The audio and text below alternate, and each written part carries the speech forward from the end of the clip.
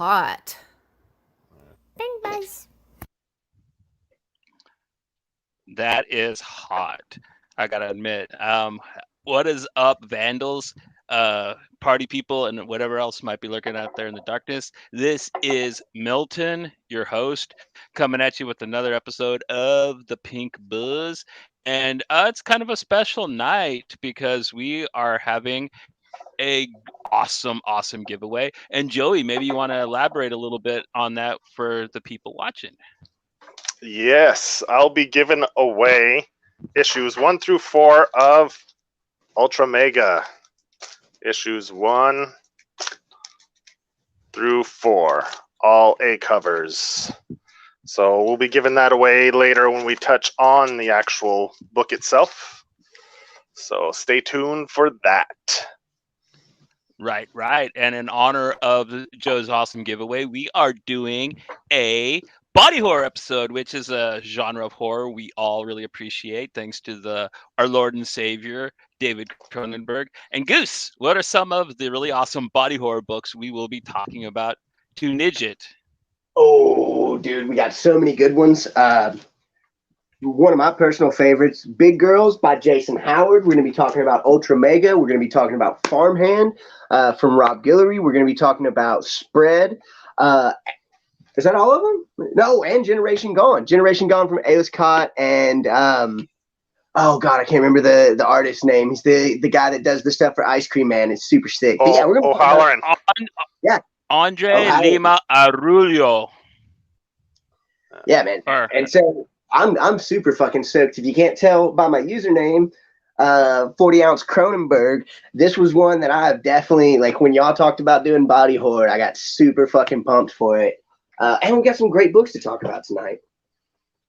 Right. But before we do talk about the books, it is time for our check-in. And Joe, why don't you lead us off with your check-in? All right. So my check-in, I read, got the last book you'll ever read, Cullen Bunn. That was pretty good. That's I think that's a Vault comic, right? I'm pretty sure that's their Nightfall. I think that's Volt that does the Nightfall. I read Barbaric #2. This book continues to be great. Love that book.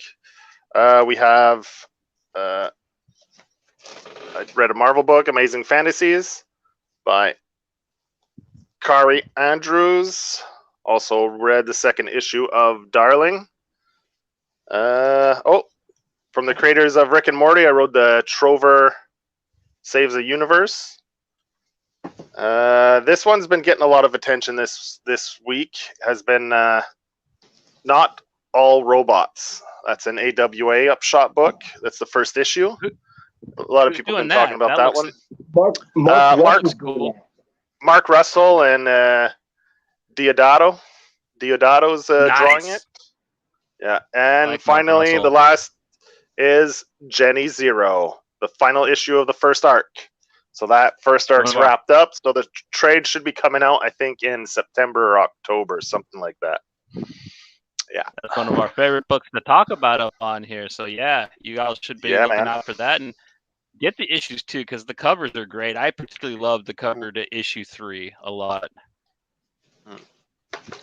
Yeah, so that covers my books of the week. Goose. It has been a throwback week for me. I was sorting out my comics and putting them into boxes and everything because I refused to do it. And in that time, I ran across Kieran Gillen's and Casper Wingard's Peter Cannon Thunderbolt. This was one of my favorite books of 2018, 2019. I want to say it came out 2018 and finished in 2019. But Peter Cannon was one of DC's properties, and it ended up coming to Dynamite. Peter Cannon is the character that Ozymandias was based off of in Alan Moore's The Watchmen. And I think Kieran Gillen did a really good job with this book. It is trippy. It is mind-bending. It's super awesome. And speaking of throwbacks, I've been reading All New X-Men from Grant Morrison. And man, that is some of the best X-Men that you can get. I minus the artist, he can go fuck himself.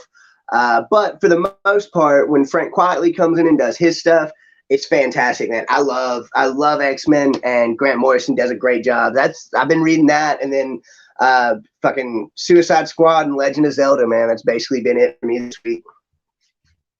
Nice, right on.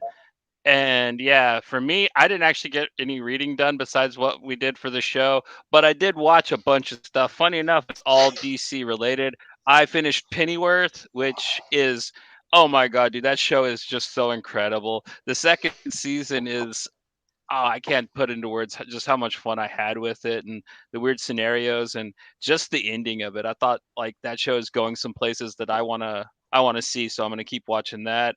I watched the both parts of the animated Longest Halloween, which is done really good. I'm really happy that it's animated in Sales style and not just in that Bruce Timm Batman art. So that was really groovy. And yeah, I watched Suicide Squad yesterday, and god damn was that movie lit like a bick. I mean, I knew it was going to be fun, but it exceeded even my expectations, man. Just like a gory, glorious celebration of violence with some really kind of colorful characters and great stories, man. Like, and they just fight a giant starfish. I mean, how gangster is that? That is so like old school DC Comics. I can't even put into words how great it was that they fucking fought Starro of all things in the movie. Like that's so killer.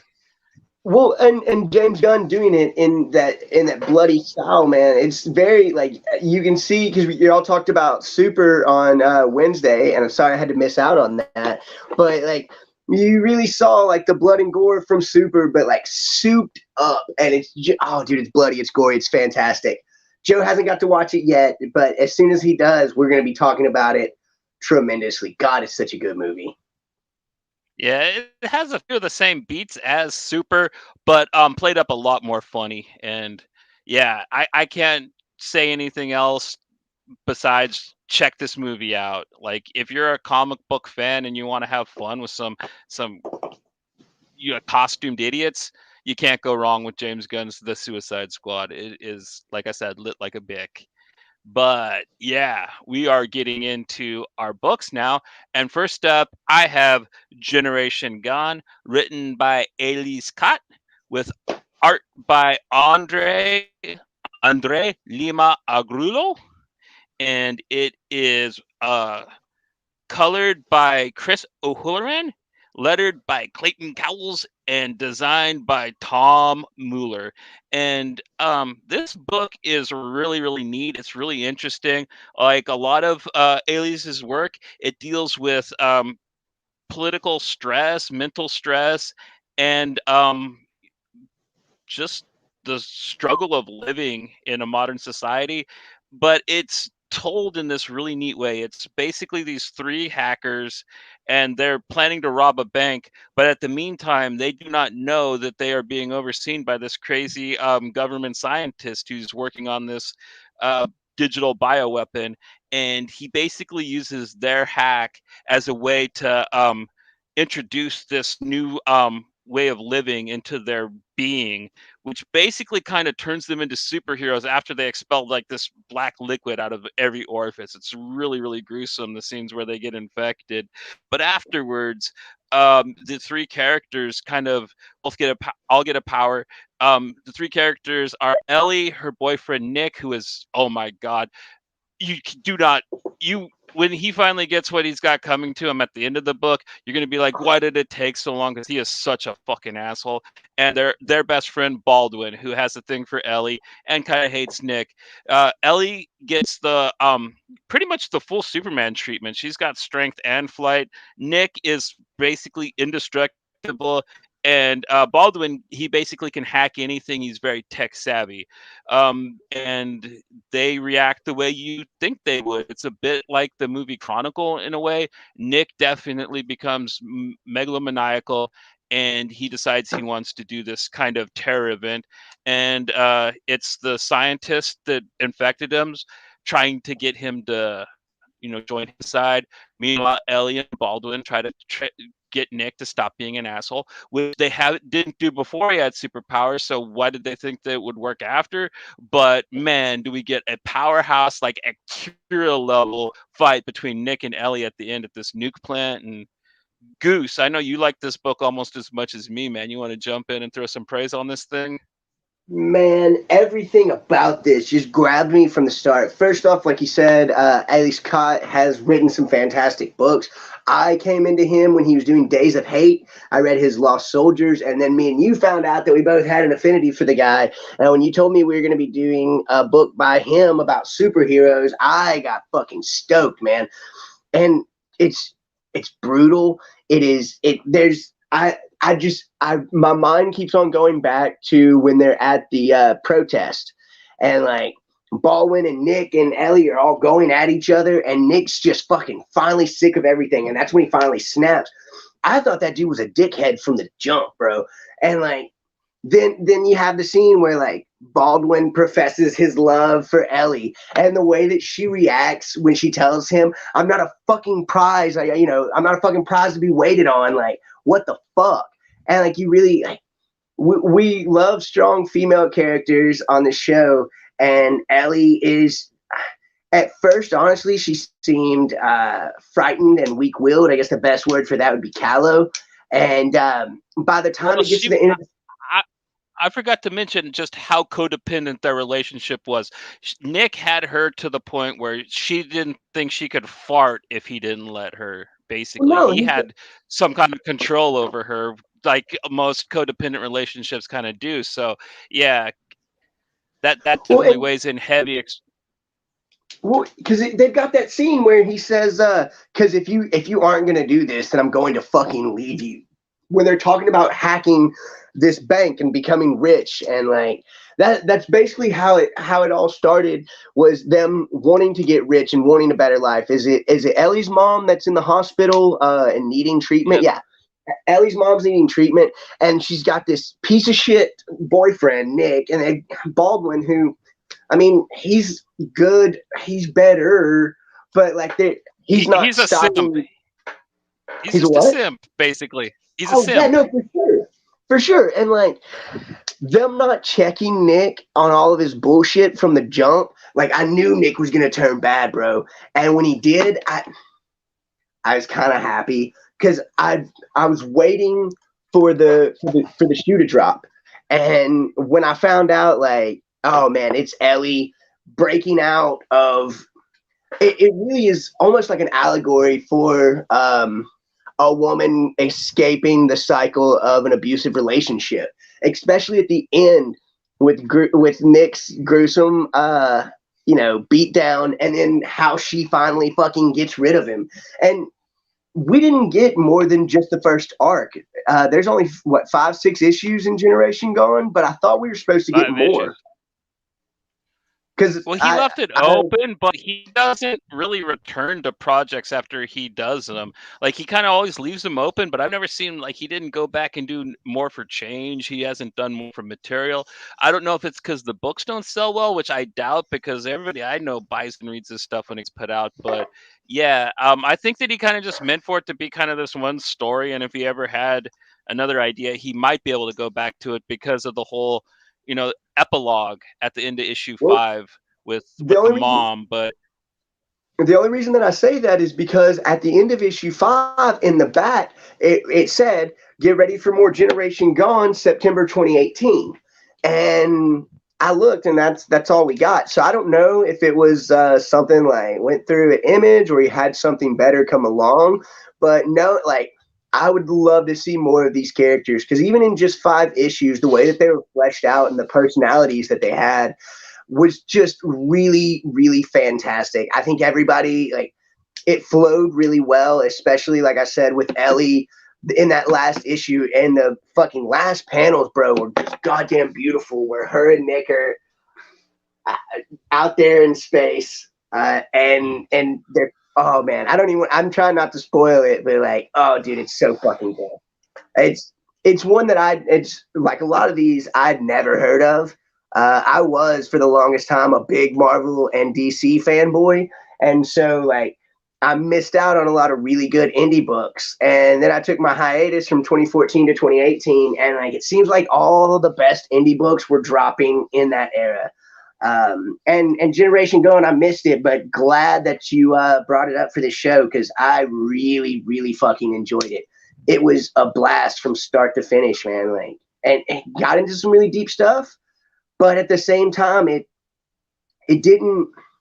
wasn't like actively throwing political points in your face.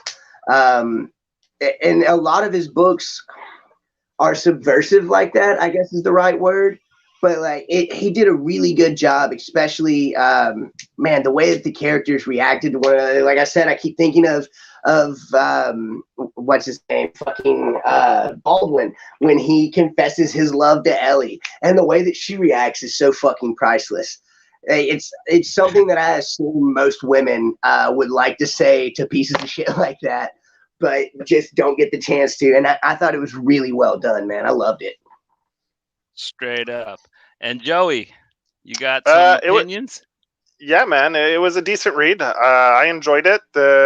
Like you said, it definitely has similar vibes to, let's say, Chronicle, or if anyone's even read Alienated, it's kind of got those same vibes where you have a group of 3, and they each take slightly different paths after gaining these powers, or kind of, and like right from the opening page, man, I just like fucking Nick. That character has no fucking redeeming qualities. He's a fucking douche, man. Straight from the start. And there isn't a single part. This is what I found funny, because usually a character that you think, or obviously in this case, you knew he was going to become the villain of the story.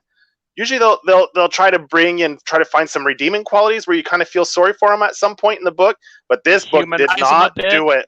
Yeah, this book did not do it.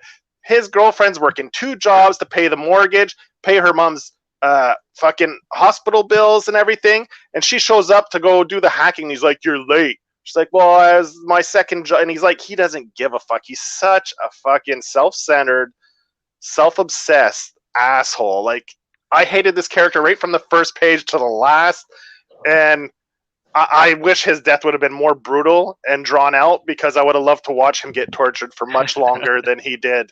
Ugh, what a fucking ass, man. Like, and I don't understand how, but I guess like Goose said, it touches on kind of toxic relationships, like how Ellie is the girl's name, right? Yes. Yeah. How she can endure Nick's fucking indifference, at times abusive, behavior towards her. It's just it's dumb. And it was nice to see her at the end finally take control of that whole situation and give him his due. That was quite rewarding in this story. And the scientist doctor guy's death was pretty epic too. Yeah, that was the only pretty cool thing that was a fucking awesome panel, man. Loved it. Word. Only cool thing Nick did. Yeah, but even then, it was in douchebaggery, right? So it wasn't like heroic or anything, because that guy just wanted to try to help them, and he just wanted to see the world burn for selfish reasons. Yeah, he's just such a petulant little baby. He was going to do that to the nuke plant because not even I understand his brother died in war, and that is messed up and stuff.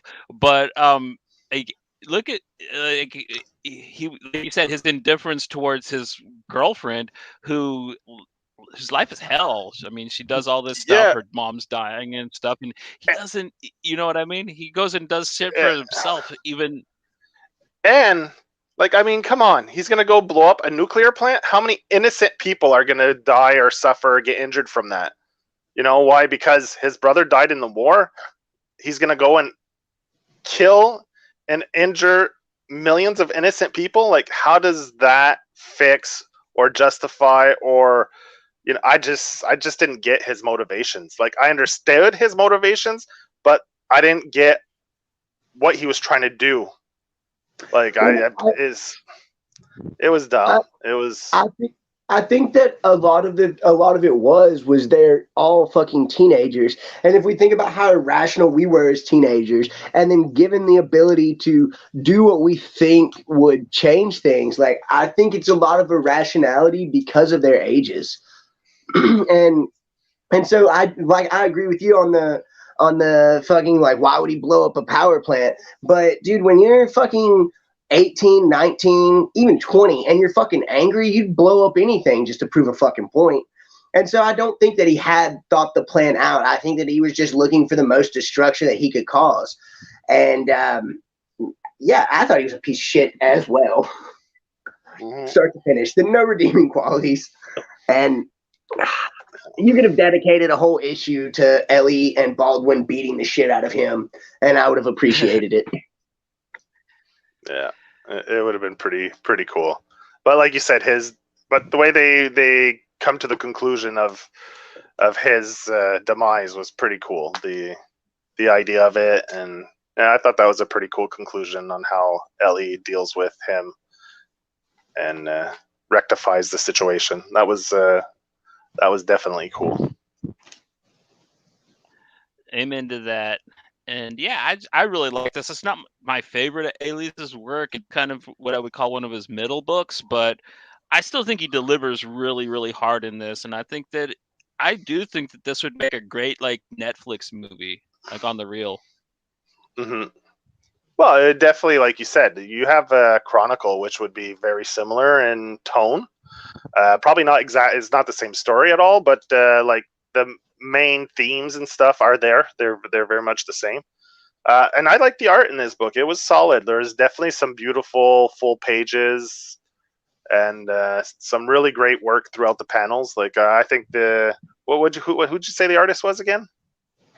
Andre Lima Agrulo. Yeah, he did a solid job.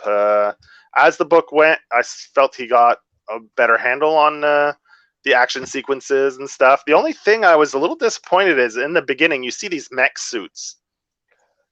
And I thought maybe they're going to send some fucking soldiers out in some mech suits to fight them, where I was just waiting for that to happen, and it never did. And I was like, oh, man. I thought they were foreshadowing that. In the early parts, when they're at the military base, you see a couple of those mech suits. I was like, yeah, we're going to get some fucking mech action. But no, to no avail. No mech action. Which, that's what I was saying. Like, there's a lot of stuff that there's a lot of stuff that sorry, my dad's in the chat and made me laugh, but there's a lot of stuff that I wanted to see more of. Like, I really wanted to see how the scientists who kind of created the code that he sent to them, like how that came about. Like you said, there was the mech suits, and I really thought we were going to get more when I got to the end.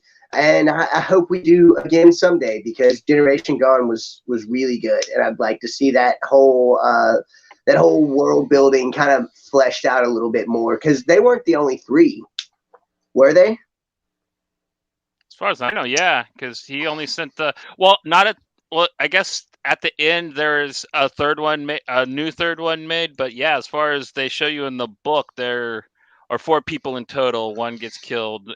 So yeah. As far as, but like the end opens the virus thing up to them being able to use it for all kinds of things, because it works for a lot. You know what I mean?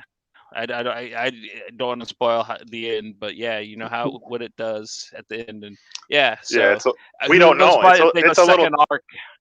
How many people have been administered it? Yeah, it's a little different at the end too when you see the final outcome. Well, look, guys, just cross our fingers. We'll talk about it. We'll hope and pray, and we'll get a second arc like we're doing with Count fucking Crowley. And so, fingers crossed. Yeah, Aliens is pretty popular again, thanks to Lost Soldiers. So we might, he might get some. Lost Soldiers was very kick-ass. But when was it slated? When did this came out in 2019? No, this came out in 2017, I believe. 17? Okay, so it's been a while. Or at I think it started in 2017, ended in 2018. That's why I was saying, like, in the last book that I was reading, it said, "Get ready for more Generation Gone, September 2018." And I was just Okay. like, oh yeah. I went to go find the second arc and it wasn't there. I was going to say if it was close to the pandemic, maybe that kind of derailed everything, but it was a long time before, so I don't think the pandemic had anything to do with it. Yeah.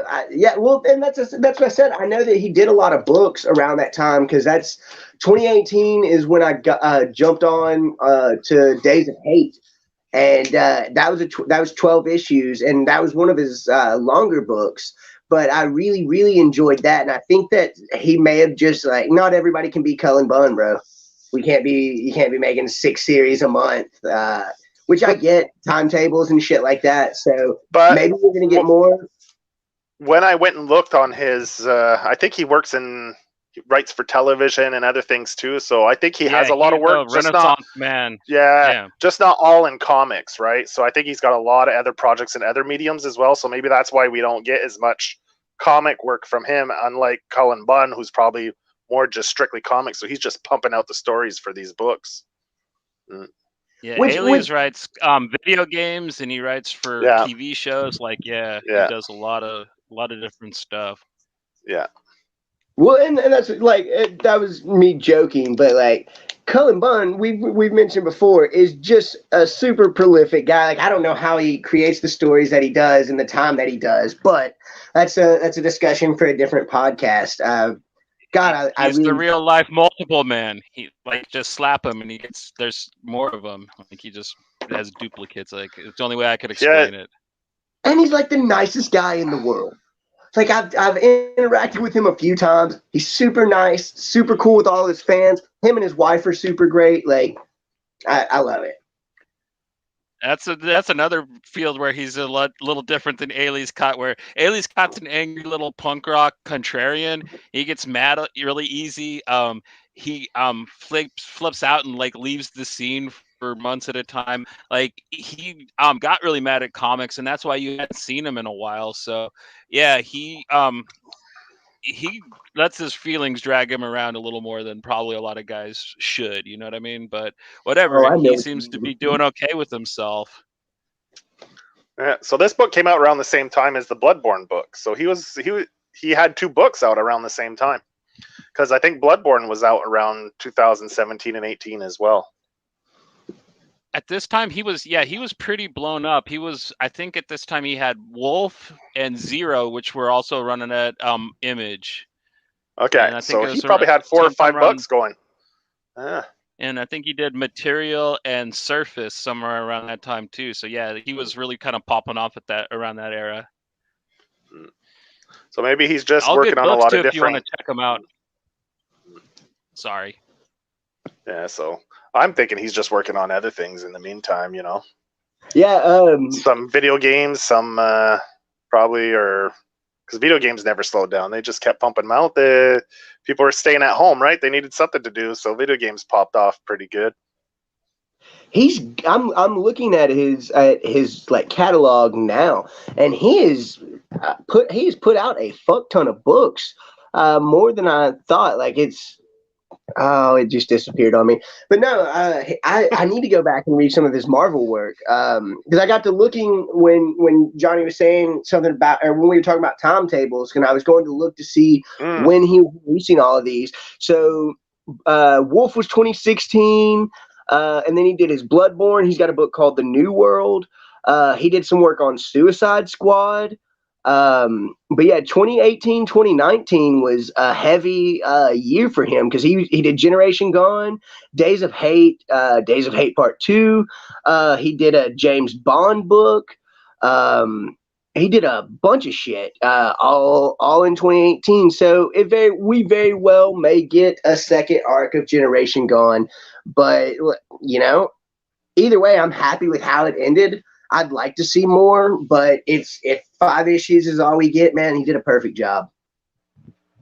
And for anybody that's looking to read Ailey Scott good Marvel work, check out his Bucky Barnes Winter Soldier run. That is just such a fucking banger of a comic, dude. I'm gonna have to now. All right, and zipping right along, we're gonna be talking about Farmhand, and I'm gonna be handing this over to Goosey. So I, as a big fan of John Layman and Chew and the work that Rob Guillory did on that, I was really excited to check this out and sad that I hadn't beforehand.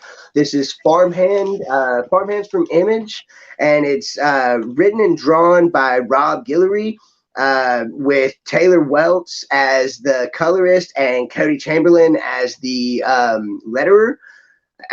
Letterer. Yeah.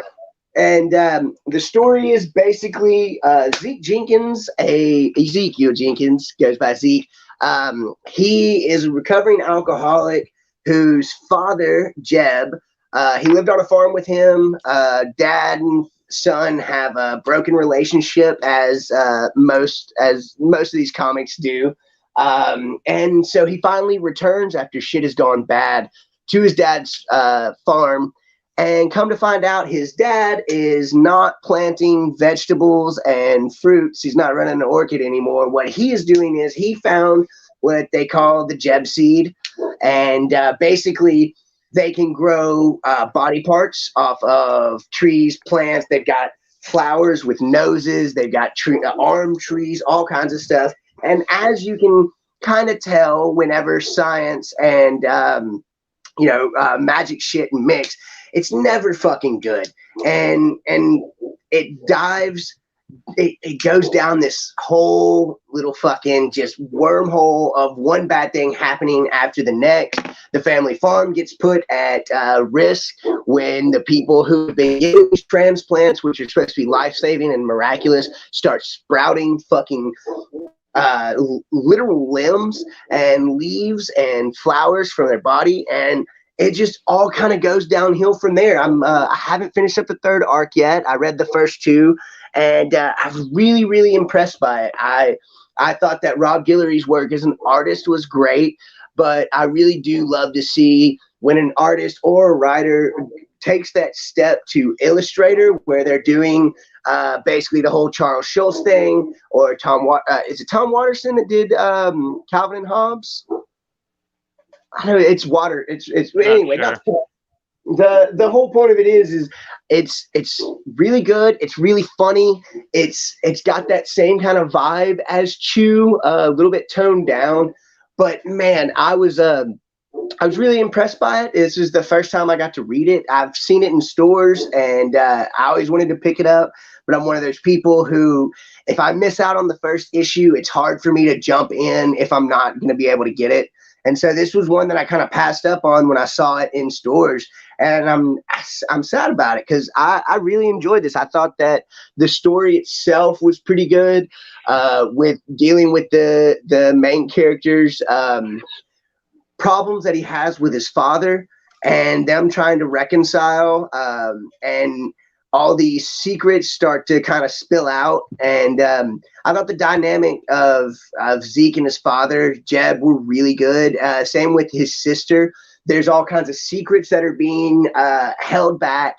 And there's the death of their mother, which drove the dad insane, sort of. There's Tree, the godfather of Zeke, who is a preacher who was best friends with his dad, and now they don't even speak anymore. I really enjoyed it. I thought once I read the third arc, I'll tell you whether I enjoy it more or not. I'd like to see the ending of it just to see, because it could go very bad or very good.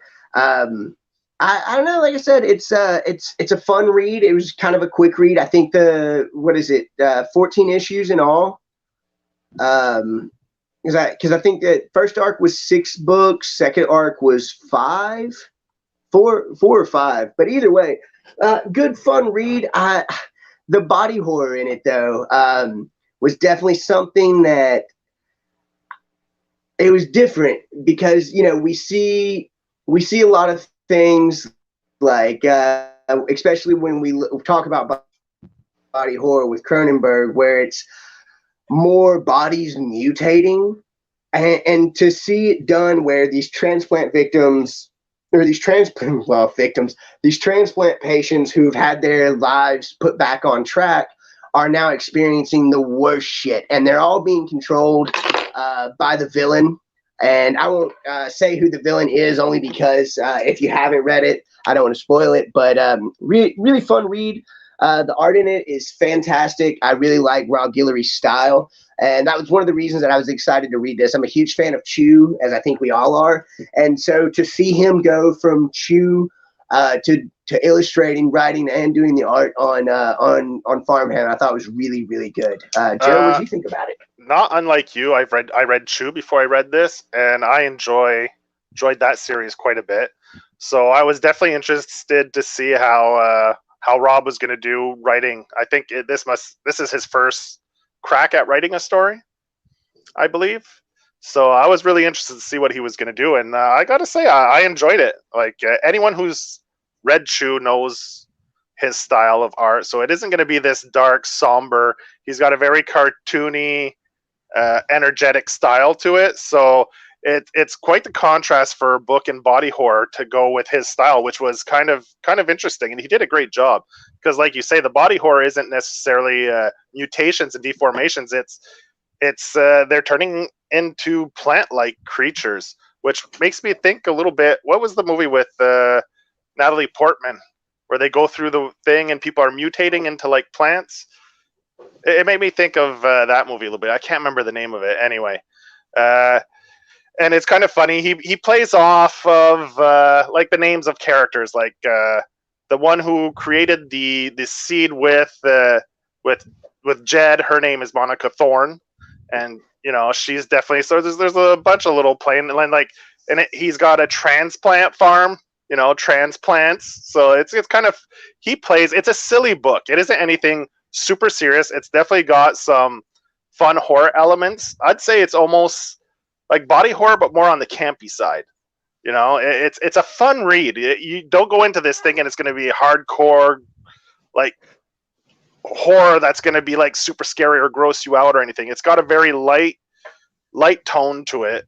There's some serious themes throughout, for sure, like the alcoholism. There's family. Like there's his sister's. She's an ex-military who's come back, and she has issues there. The godfather, they call him Tree. That's his first name, right? So he's tall. So a reference towards plants again. Anyway, it's that kind of thing throughout. There's like these little quips and funny little things. So if you're into books that are just fun, silly, well, this is definitely going to be. And it throws in some horror elements. So if you dig on all that, you'll love this. It's kind of like a campy B horror movie, vibe to it.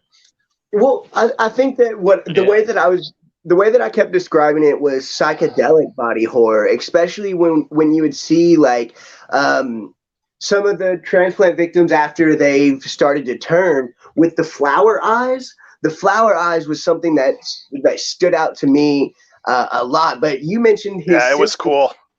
You mentioned that his was sister super coming cool. back from the war.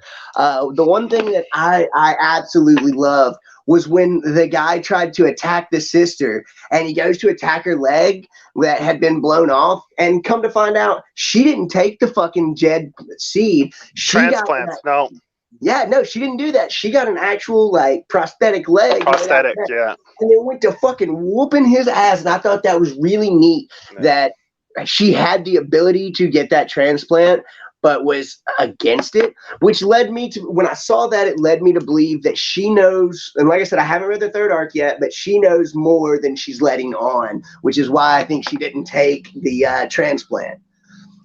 But I think it's just she doesn't believe in the science of it either. Like, plants and plant organic matter and human organic matter are not the same. Like, they don't live the same way. One lives off photosynthesis. Like we live with blood cells. You're combining the two. So if I was her too, I'd be like, yeah, I don't know, man. This seems kind of fucking way wrong. Like it does, but from a biology standpoint, it doesn't make any sense. So I wouldn't want him sticking some fucking plant leg on me. Fuck that. Now, Joe, have you read the third arc, Joe? No, I haven't read it yet. I think it just came. It hasn't been out that long, because I think they just wrapped it up around maybe just after Christmas or something. So I think it's only been out for a couple months, 2-3 months. So What are your thoughts on when Zeke finds out that basically when did Zeke get the transplant and why did he have it? That's for his heart, you mean? Yeah. It never or is it his explained. lungs? Well, I don't know.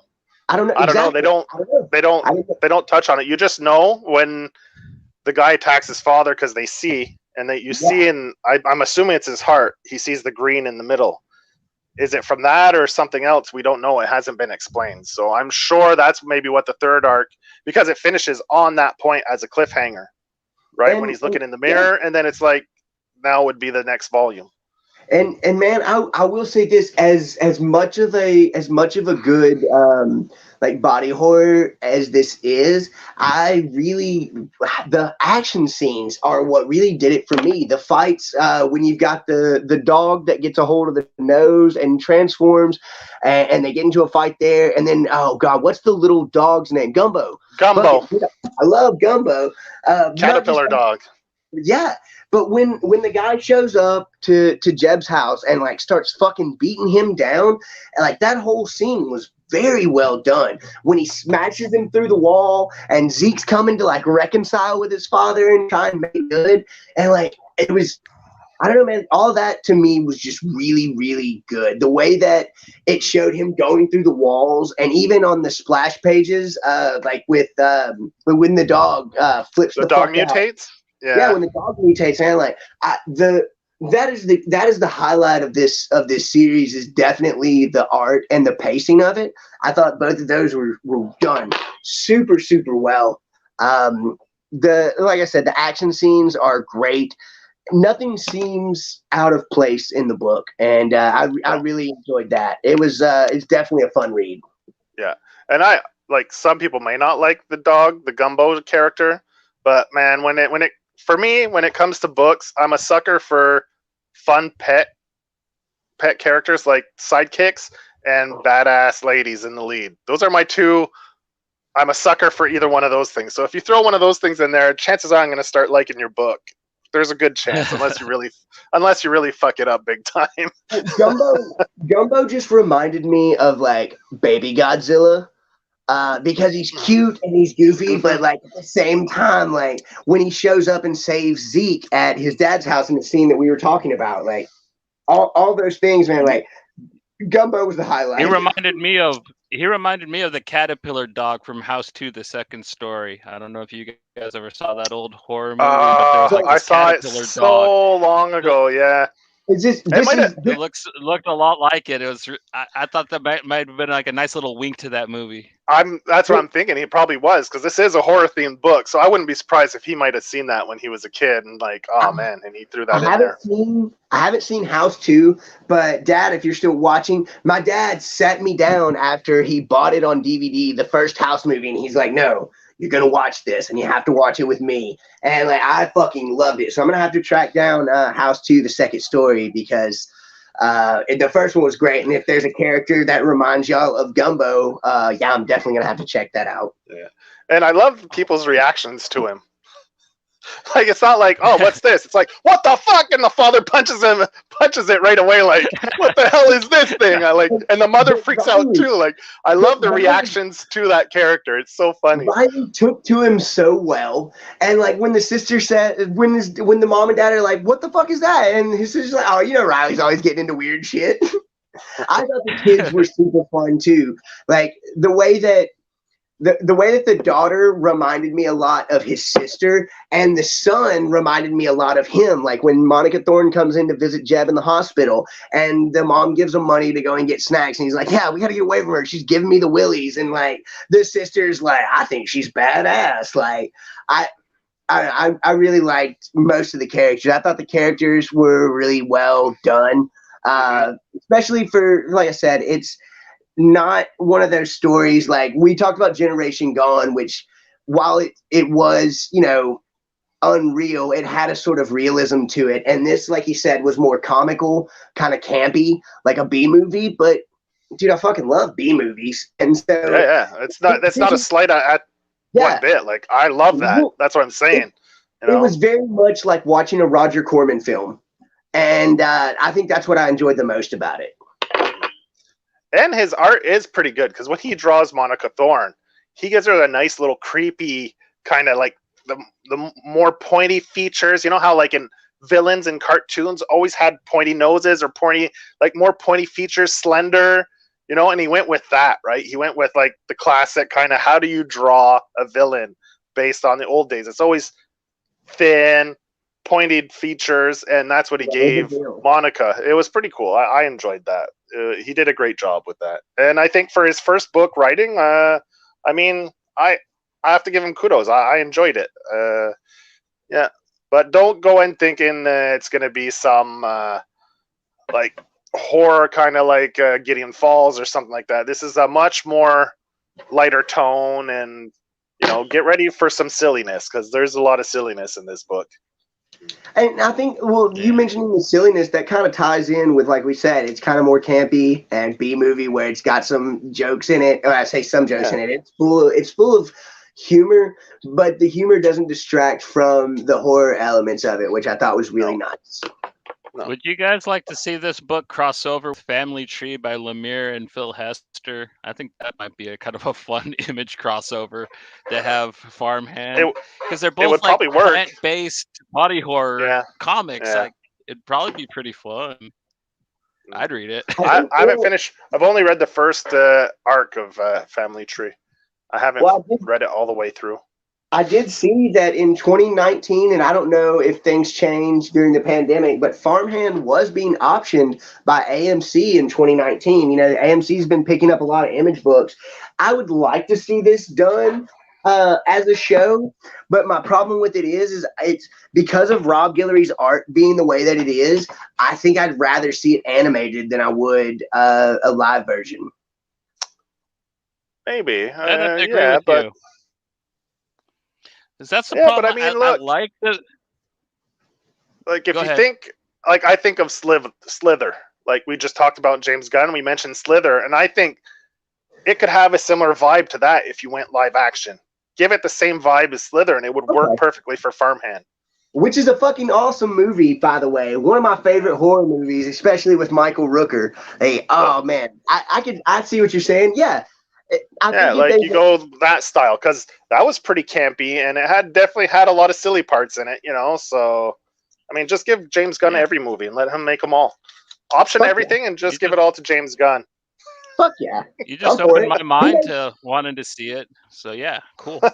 Hey, he made Tromeo and Juliet. He can make anything.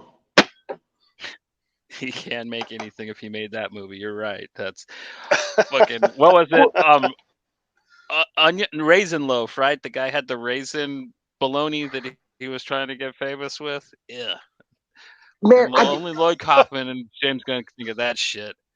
We just need to, like, one of our Buzz Bites. We just need to do a whole Tromaville episode. I'm sure it'll be longer than a bite, but I would love to do a deep dive on that. Everything from Toxie to fucking Tromeo, I'm for it. And like I said, the campiness of it, yeah. Give me like Toxic Avenger style Farmhand on AMC, and I'll watch it all goddamn day. Well, that's the problem. It's going to be on AMC. They're going to drama the hell out of it and put a bunch of fucking guys in cowboy hats crying all the time in it, man. That's what made AMC all the money. Give it to Netflix. They did a great job with the Evil Dead series. Like, I really enjoyed the Ash versus Evil Dead or Army of Darkness, or whatever you want to call it. The series on Netflix. What's that? Sci-Fi did that. The channel Sci-Fi. Sci-Fi didn't do. No, it was aired up here on Stars, but I think another place is on Netflix because they don't have Stars. Okay, yeah, that's what it was. Yeah, that's the only way I could get it was. But I mean that whoever did that, they did a good job. They like perfect with the campiness, the humor mixed in with the horror. Like that was a perfect job. And what was the other one with the dude from Scrubs? He had a similar one to that. Something versus evil or something like that. Or I could never find it on any streaming sites around here. We couldn't get it anyway. I can't think of his name. I'll try to think of it later. But that was another horror series that was campy and funny, and it was airing around the same time as the Ash versus Evil Dead. Yeah, it sucks to have to go up against that show, man. I utterly love that show.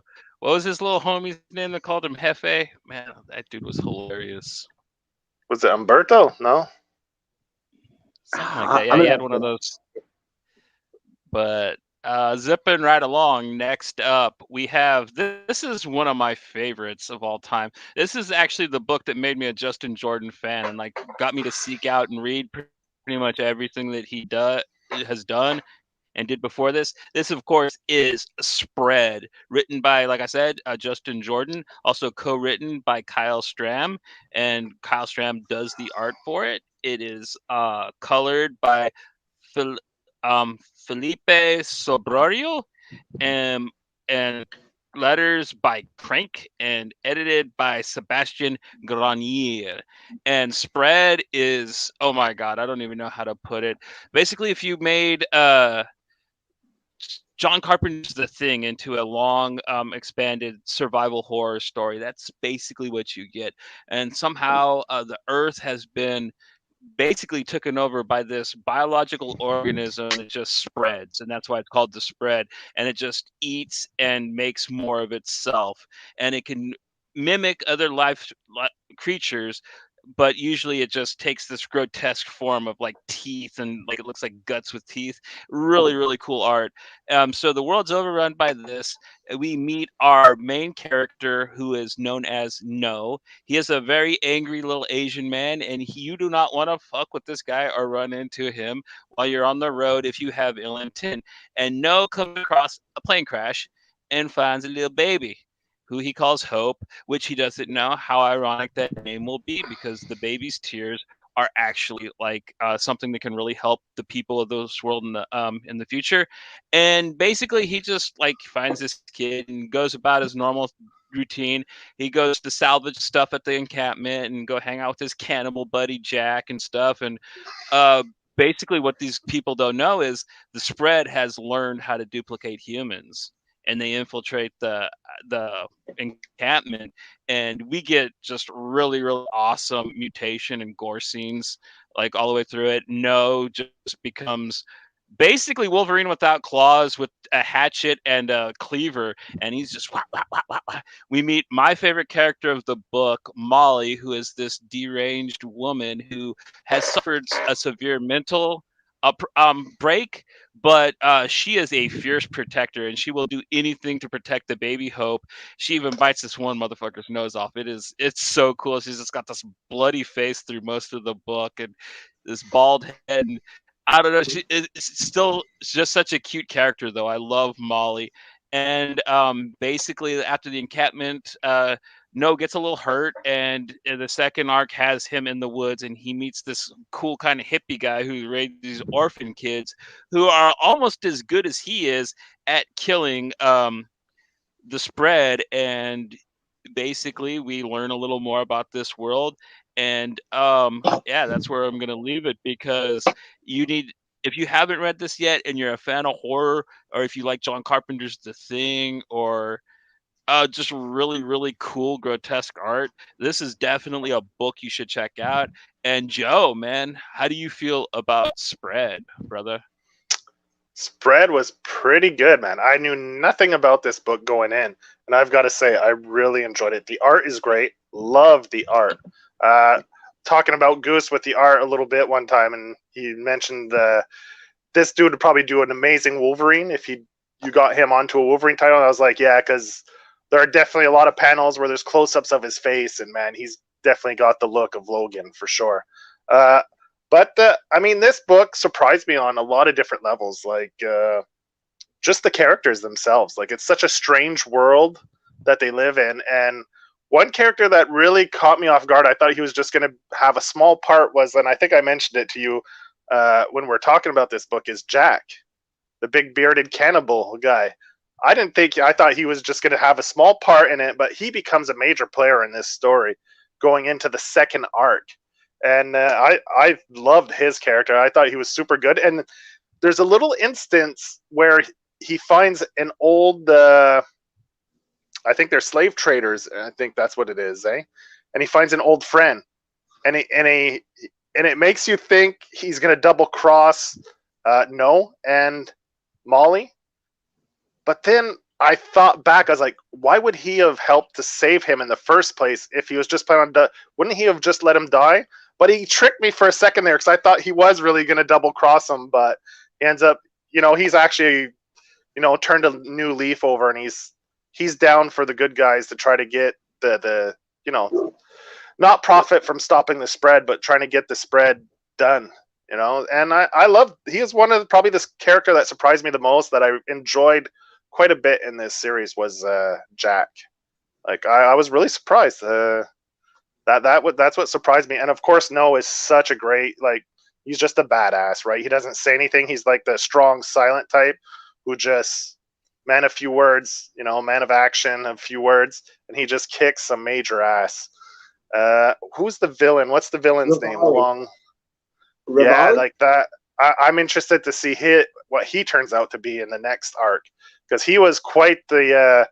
He makes me think of, if you've ever played Castlevania, the Son of Dracula, the Alucard. Alucard.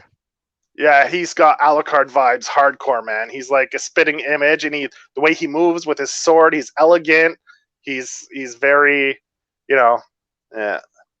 Oh, and I forgot to Griffith from Berserk too. Like, I was gonna throw a character out there. Yes, like that too. Like these elegant, like just how do you say that? Like a ballerina, like very gracious and in his movements, and yeah.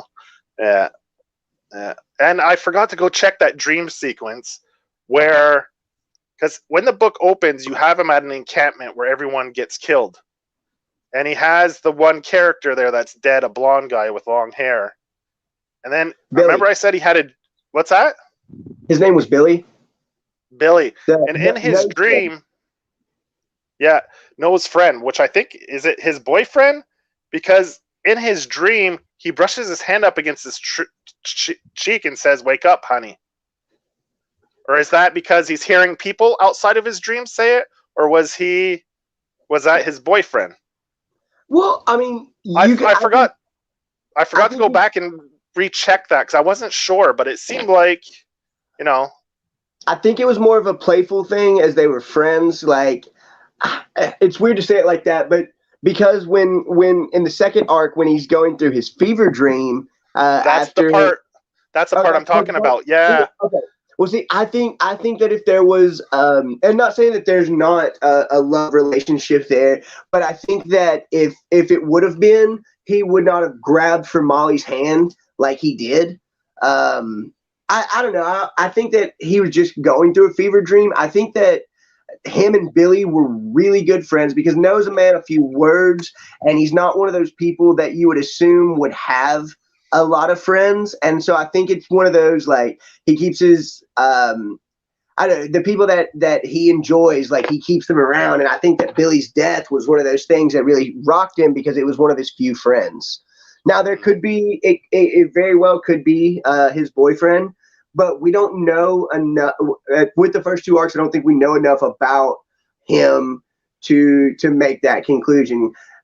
But at the same time, like, yeah, I could see where those two would be love interests, because it would be a great kind of thing where he's, dealing with all this stuff and he's a man of few words, but he's got all these emotions built up. But no, I didn't get the lover vibe between them. More so I did like the best friends vibe, because, like, I mean, we say all kinds of shit to each other because we're homies, like. But I love women. like Joe was just talking about in the pre-show, like, we're going to get Fulci back soon. And Joe messaged him and was like, "Hey, I'm going to be sending you dick pics every day until you come back." And, like, I think him and Billy have that type of relationship. And another thing I loved is the design of the preacher.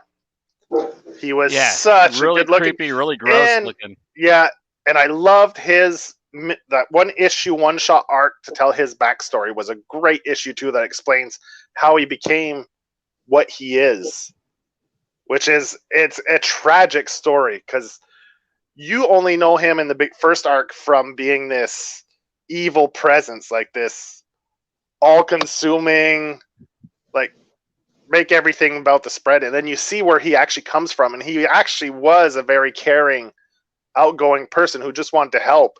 And it kind of mirrors, if you think back about the early, he's thinking he's curing the world of its disease by making them become the spread, but in a very sick, twisted way.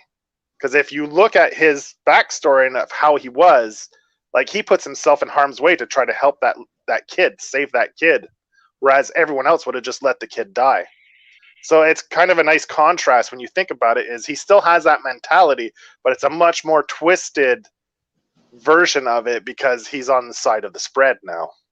Well, I think that's a good point to make. But the thing that got me about him was I believe that him, Molly, and No are all just as broken as each other. And I think that one-shot arc showed his compassion and showed his hope and his faith that he had in what he was doing.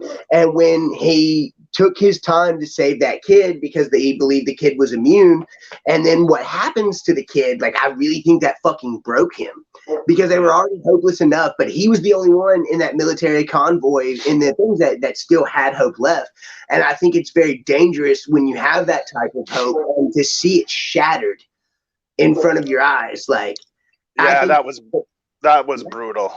Yeah, that was so brutal. Yeah, I think that then a lot of the characters, like I mentioned, No and Molly, like they are deeply broken. And you don't, a lot of people I don't think would see the preachers the same if they just read the first arc without the one shot. But when you read that one shot at the end that kind of sums up the preacher, I really thought that was him not only being broken but losing the last bit of humanity that he had. And I was really saddened by that one shot because the preacher himself, like, I wanted to hate him.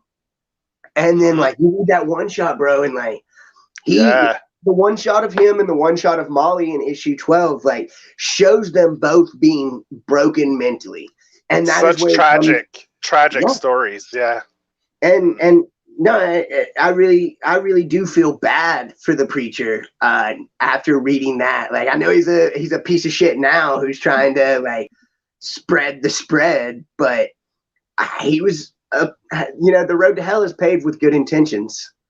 And I feel like he had all the good intentions and then just had his spirit broken, dude. Yeah. It's so good. So good. Keep going. There's the one scene where Molly's, like, when the horde of the spread started attacking the camp, the Jack's camp, and she takes the baby and starts flailing the baby. Okay, we said that tears can destroy the spread, but is the baby crying there, or is she puking and she's, like, just wailing the baby around as it's puking, or is it supposed to be crying in that scene, in that panel? No, I thought it was puking, but I don't think it was specifically the baby's tears. More so, that's what I'm saying. Just the baby itself, because there's that one part where they grab Molly and bring her up because they can't touch the baby, because I think even just the touching of the baby will kill the spread. Like, any contact, because remember, they grabbed Molly and they said, we may not be able to kill you directly, but we can drop you from high and make you die from a fall. So that's why I was like, oh, even the touch of the skin of the baby can kill the spread. So that was kind of funny when she flails her around when she's puking on all of them. They're all dying. Well, I thought that was great. I chuckled on that scene. And I think that was a lot of what this book did, was kind of the same way that Farmhand was a little bit light, well, a whole lot lighter. Those moments that make you laugh in this book are so well placed. Mm-hmm. It really breaks some of the tension, which sometimes when you break that tension, it derails the story. But I really think that those little jokes and the little bit of humor that we get is indicative of how little humor there is in that world. But there's still, like, at the end of the day, there's still people, and they're still gonna laugh and they're still gonna do stuff. So I thought that was really, really neat the way that they did that. Yeah, Jack definitely helps with that aspect of the story, which is why I liked him so much. Yeah, I 'Cause hated he's him. definitely, he's such, that's what I'm saying. That character is like a complete 180. Once he sees what the baby can do, it's like in his mind, he's like, oh, there is hope after all, of living a normal life maybe again. And, it's something just, how most characters, something switches in their brain, but it's usually for the negative. Well, something switched in his brain for the positive, which was a nice change of pace for characters. Instead of something breaking them and making them evil, this, like, as the baby's name, Hope, it clicked something in his brain and gave him hope and brought humanity back to him, empathy, and he became a much more sympathetic and fun character that I enjoyed a lot. Yeah. Weird. Is it my turn? My favorite thing is obviously the monster designs, though, man. I just really, really love Stram's, especially when the giant millworm looking things are coming through Jack's gate and they're eating all the people. Oh my god, dude, this thing is just, it's glorious. If you're a fan of like really cool monsters that are gross looking, man, dude, does it deliver. Goose was kind of earlier saying it was reminiscent of the monsters from Mountainhead, which I gotta kind of agree with. I mean, I think that both books were really took a lot of heavily from John Carpenter's The Thing, so I could see that, like, yeah. But if you liked Mountainhead and you like the monsters in that, I would say these ones are even better. Personally, I like just the teeth and the reds, man, just how red they are. It's just it's eerie. It's scary looking, in my opinion. Well, you had mentioned fans of The Thing, and what really kind of popped off for me is kind of a triumvirate of movies. This is the culmination of Mad Max, Children of Men, and The Thing, kind of all wrapped into one. And I really, really, really fucking enjoyed this. I'm a huge fan of Mountainhead, like I said, and I really do feel like the monsters kind of just the line work and how they're done, I thought was really reminiscent of each other. But this story, dude, is so fucking good. Molly is probably one of my favorite fucking characters in comic books. Especially, dude, man, issue 12 that breaks up the second arc before the third one. Which I'll say this, as I was reading it, I don't normally read a lot of the back page stuff in comics, and I know some people are going to say that's heresy. Fuck them. I don't care. I was really interested in this, and so I was reading the back pages where Strom and Johnny, remind me of the writer's name again. Justin Jordan? Justin Jordan? Yeah. Yep. In the back pages where they're writing and stuff, and I really started reading those because of how much I enjoyed it.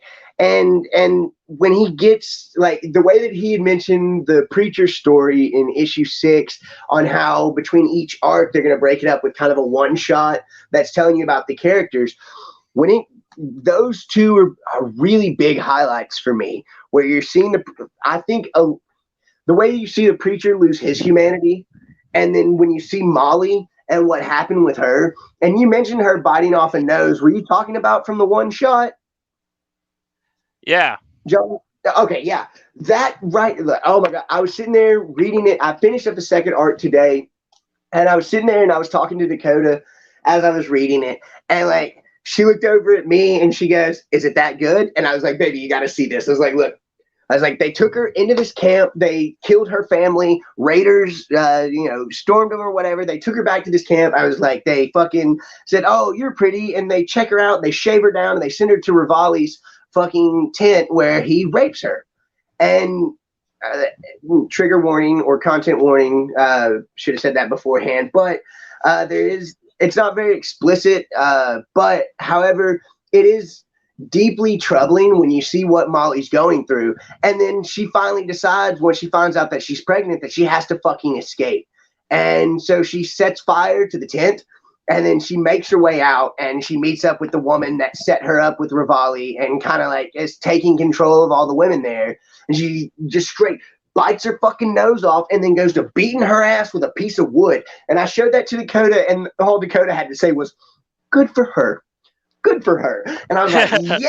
And then, bro, the ending of that issue, that's why I had to ask y'all beforehand, because I was still in a bit of shock from how the issue ended, where she's having to hide her and her baby from the woman whose nose she bit off and beat the fuck out of, and another hunter with a crossbow.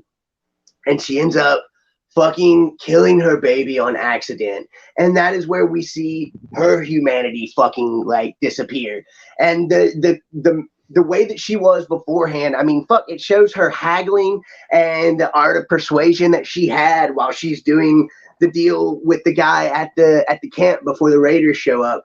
She was level-headed and smart and vicious, and like you get to see her viciousness, but you don't get to see her level of intelligence until that issue, and it really brought a new light to me about Molly. But dude, I was so blown away by this book. Out of all the books that we read this week, this was absolutely my fucking favorite. And none of the books that we read this week were bad, bro. Oh, go ahead, Johnny. She stays the best character, man. Don't worry about it. She stays the best character the whole run. So yeah. Oh, good. Well, at least in my opinion. She joins in with fucking No, and then there's the scene of her getting clean and shaving off all of her like matted up hair and shit like that. And like I didn't think she was gonna last.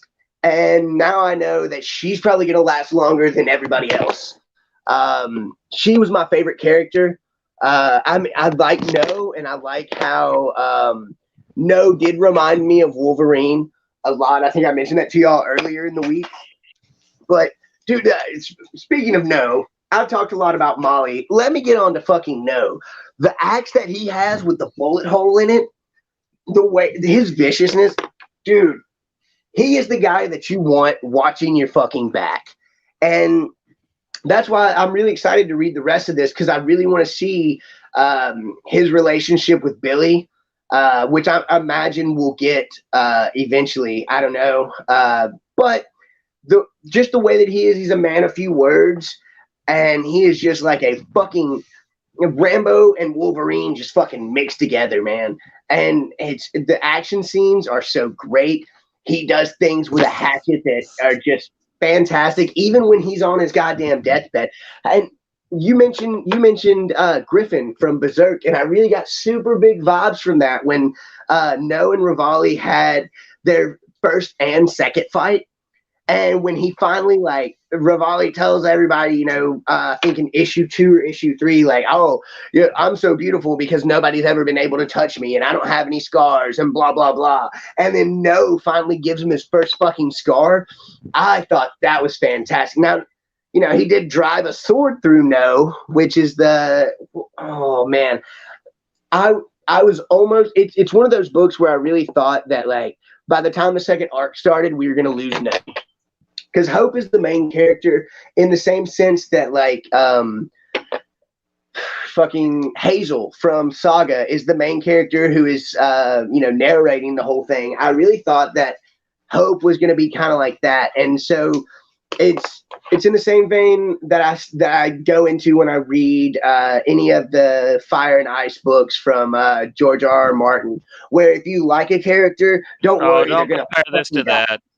No, I'm not comparing it to that. I'm comparing if you like a character, don't worry, they're gonna fucking die. Which is kind of how I got into it, because of the post-apocalyptic world of it. And so that, like we were talking about with Jack, I didn't think Jack was gonna be somebody that was gonna be such a pivotal character as he is. And when when we first meet him and he's got No locked up and he's making fucking human meat chili, like, I did not want to like that guy at all. And then by the time he's like Joe mentioned, when they pick up Molly and Hope and they're about to drop her from fucking heights, and then like he reaches out and catches her and then follows up by catching, here, grab this, and he hands the baby off and catches Molly, and like you get to see his humanity shining through. And so while we've got characters like No and the Preacher and Molly who have lost their humanity and had their spirits broken, we're seeing in Jack a different thing where he is gaining his humanity back. We're talking about a cannibalistic butcher making human meat chili, then going on to protecting No and Molly and also Hope. And I just really liked his character development. And in the second arc, we get, what was the name of the hippie dude in the woods? I know Vox was like the main badass, But what was that guy's The little name? badass. Yeah, she's so cool. She's like almost as cool as Molly. Let me Deadly see Little really quick. Nico, bro. Yeah, pretty That's much. that's what I kept on thinking. She was slitting throats and doing stuff, and then the boy and the dog, in the slaver camp, man. That to me was such a.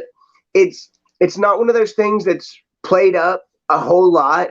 But when the boy and the dog, they try and make them fight for the first time, and then later on we see, they had this whole aspect of family, almost in the same. I hate to say it, but almost in the same vein as Lilo and Stitch. Ohana means family, and family means nobody gets left behind. And him and the dog, he goes back and he saves the fucking dog. And I really love that. It was those little details and stuff that made me enjoy this book so much. And I'm gonna finish it up probably before the week is over, because it's such a great fucking series, dude. I love it, and I'm glad we read it this week. Another one of those books that I'd never heard of before, but now that I have read it, I'm kicking myself in the ass for not reading it 5 years ago. It's fucking incredible. Yeah, that's the sad thing pretty about good. a lot of Jordan stuff. Like I hear the same thing about Luther Strode all the time too. I tell people to read it, and once they finally do, they love it. But yeah, it's that first step that's the hardest. Did Track Moore do the art on Luther Strode? Yeah. Yeah. Okay. Yeah. I'm gonna. That's another one I'm gonna have to check out. I mean, it's in that we'll do that. bundle. We'll do like a gory superhero comic thing, and we'll talk about Luther Strode in it sometime in the near future. But anybody got any last words they want to say about this amazing series? Besides, like, if you haven't read it yet, check it out. Pretty sure the trades are dirt cheap. I mean, most Image books from this era are. Plus, this never caught on as well as it should. I mean, it was a popular book. It did its whole run, but it didn't like click like it should have, in my opinion. So yeah, get on that now. Make it a like when you mentioned it, when I looked at the cover of that first volume, I was like, oh man, the first thing that came to mind right away was Lone Wolf and Cub. Like from that cover, right from that first volume 1, I was like, oh man. And it kind of gets that vibe. It starts with that kind of vibe a little bit where he has the kid, but then they add all the cast of characters, and he's not even present all that much in the second arc because he's recovering on the edge of dying. Yeah, he's in a borderline coma. So yeah, that vibe doesn't last for that long.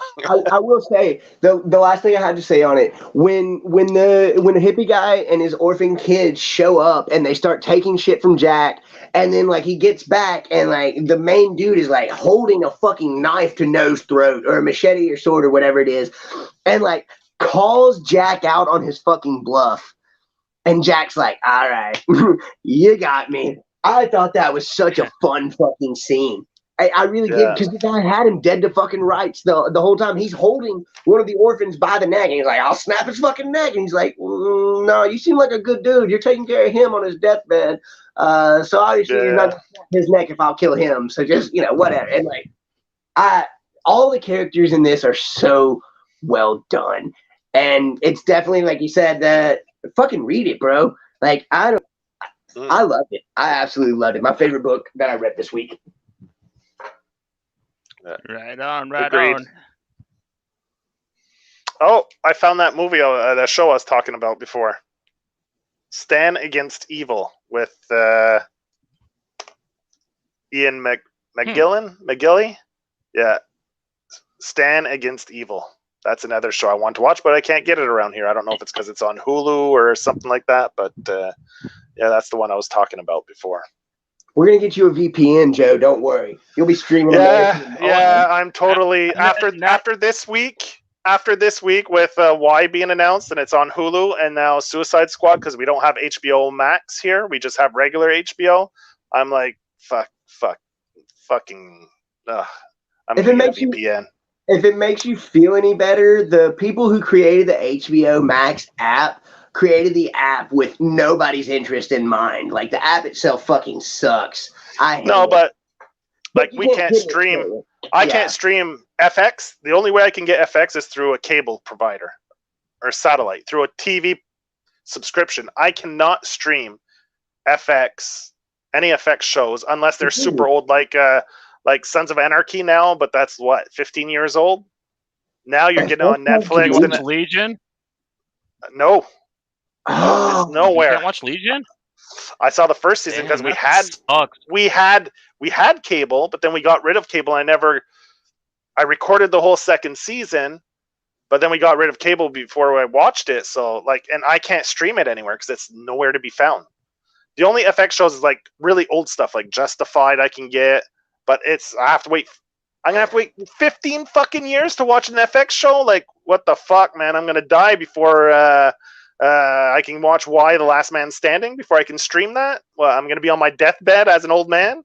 Like, fuck that shit. I love that. And even Wonder Woman, we didn't get for free when it came out at Christmas time. You're not gonna miss much. Yeah, no, but I'm just saying. I still looks very good. If I wanted to watch it, I still had to pay for it. That's the thing. Where you guys were getting it for free on Christmas Day, which would have been cool to watch on Christmas Day with Pat. Hey, y'all got Boxing Day. Whatever, fuck. So I am seriously starting to shop around for some VPNs now because I'm fucking fed up. I will say that you mentioned Justified. Also, go ahead, Annihilation is the name of that Natalie Portman movie you mentioned earlier. Annihilation. Oh. Yeah, Annihilation. Yeah. Which had kind of that vegetable body horror kind of vibe to it, like Farmhand. You mentioned Justified, and my cousin, my first cousin, who's my dad's nephew, he named his son Raylan after that. But then we've also got his younger brother who named his daughter Elsa and his son Dominic. And Elsa's from Frozen. Dominic, he named after Dominic Toretto from Fast and the fucking Furious. And every time I see my little cousin Dom, I go, hey, you're living your life a quarter mile at a time. And so, we're I named my kid after a comic book. They named their kid after Justified, Frozen, and fucking Fast and the Furious. My cousin's also got another. Yeah, you're related to characters. You're related to characters from the movie Idiocracy. I bet you, is Dominic Toretto's middle name Tylenol or Taco Bell or something like that? I bet you that it is. But zipping right along, we got big girls to talk about. Goose, get them big lovely ladies out here. Oh, dude, I've got them big lovely ladies. I've got fucking 6 of them. And dude, this is another one. If I'm not mistaken, since we talked about Rob Guillory being an illustrator, Jason Howard did. I got to pull it out to make sure I got this right. Story and art by Jason Howard and lettering, by Phonographics. Jason Howard did the full fucking 10 in this. He did not just do the story and everything. He did the coloring, he did the art, he did everything. And as we've said before, we're a group of dudes who like strong, awesome, badass female leads, and this is fucking full of them. Basically, Big Girls is set in a world where basically dudes are the problem, which is not too fucking far off. But there are these monsters, and basically, if you have the gene in you and you have a kid, if it's a girl, it's fine. If it's a boy, he turns into an awful fucking kaiju-like monster. And so after all this stuff happened, they created the Preserve. And the Preserve is kind of the last bastion of hope for humanity. And it's protected by big girls. And these big girls who have the same mutagenic gene as the men, but they don't grow up to be monsters. They just grow up to be ginormous women. And fucking awesome. Love that. But it is such a good, fast-paced action story. It is full of great scenes. I draw a lot of comparisons to it and a lot of the kaiju movies, more so than I do for some of the other books that we talked about.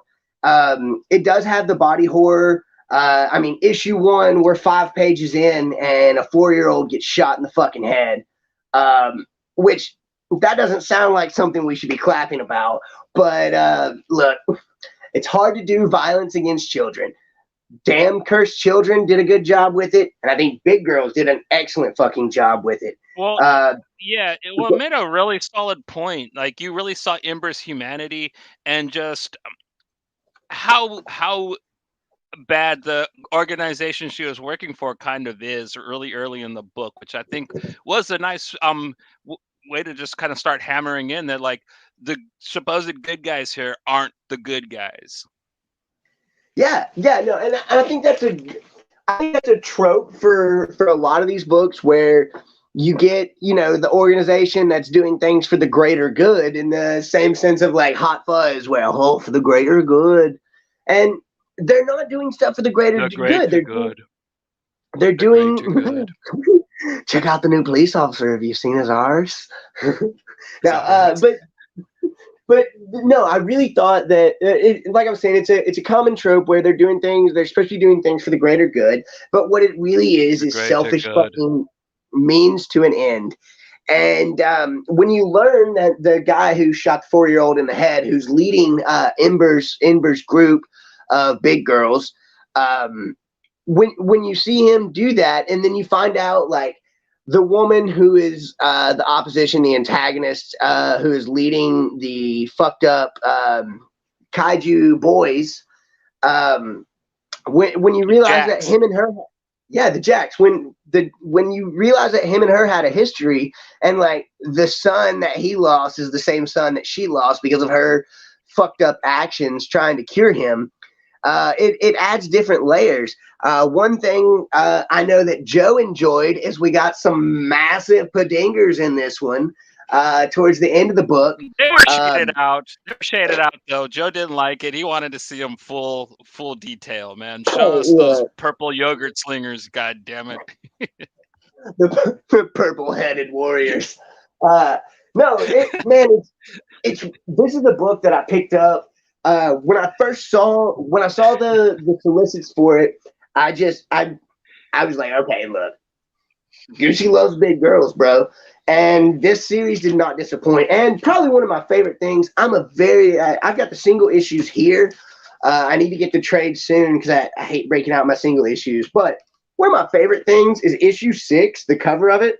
It's by one of my favorite artists, Scotty Young, which his like covers make me super fucking happy.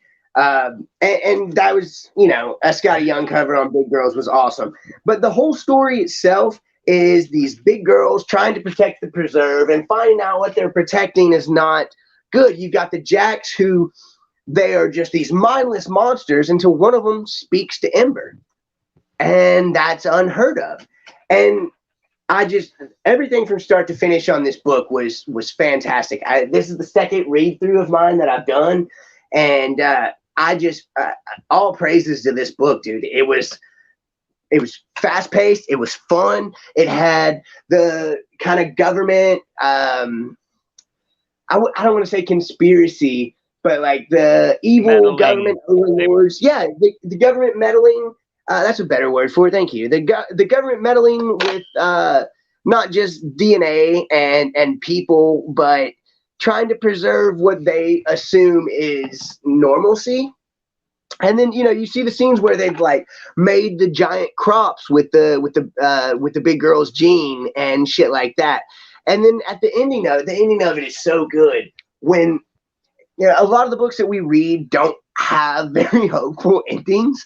And I don't know if that's our nihilism or pessimism shining through, but the ending of this one was full of hope. And just the way that it ended for me was on a big high note.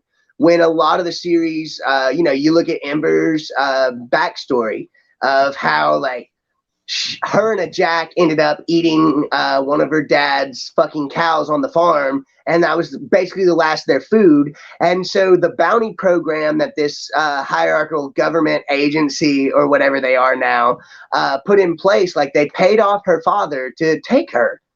And like, dude, that's fucked up. And it's tough. Like, she never got to go back. Her family says, oh, we'll come and visit you. And they never fucking did. They just sent her the fuck off. And instead of, instead of like we talked about in spread where it was showing people broken and losing their humanity and their faith. These things don't break Ember; they just make her stronger. And I really enjoyed her character. Johnny, what do you think about it? Oh man, well I liked Jason Howard's art a lot. I remember when I first saw it in Robert Kirkman's The Astounding Wolfman, and he's grown a lot since then. And I really like his work with that one guy I can't talk about anymore. His work on both Cemetery Beach and Trees was really good, but this has to be his best art. Like he really pulled out all of his bells and whistles, much like what Sean Murphy did with White Knight, man. Like he knew that he was making something important and he had to make it look as good as possible, and he nailed it. His creature design for the Jacks is so good. But his writing's strong too. This is a really, really solid, good, meaningful book that has a message that it's not afraid of it.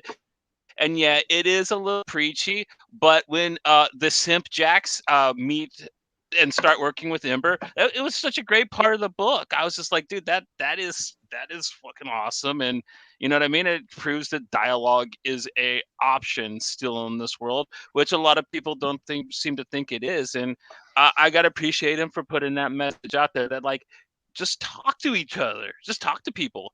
Like, yeah, you might think that we don't speak the same languages, but we do. Talk to us, and God bless him, or whoever bless him. Joey. Yeah, this is the second book we've covered where an artist has taken their crack at writing. So they do both art and writing duties. And I think so far we're 2 for 2. Jason Howard does a great job with this book. Like you summarized the story, everyone knows what the story is. And I enjoyed the part at the end where, like we said, when boys get this gene, this recessive gene or whatever you want to call it, they turn into monsters as they age. But these girls, when they get the recessive gene, they turn into giants, like normal but just giant. And they cover in the book how it's much less prominent in women, like in girls, to have this recessive gene, because when this government agency goes out trying to recruit and they look for all these girls with the gene so that they could build this big girl army. And what we come to find out in the story is that these 3 are the last. They weren't able to find any more. So that's why they give, what's the, Amber? Ember, yeah. Amber. That's why they give her so much rope when she goes against the government, because they don't have anyone to replace her. So they kind of play along and don't, you know, they're not too strict and severe with her because they don't have anyone else that can take over her spot, because they're the last 3.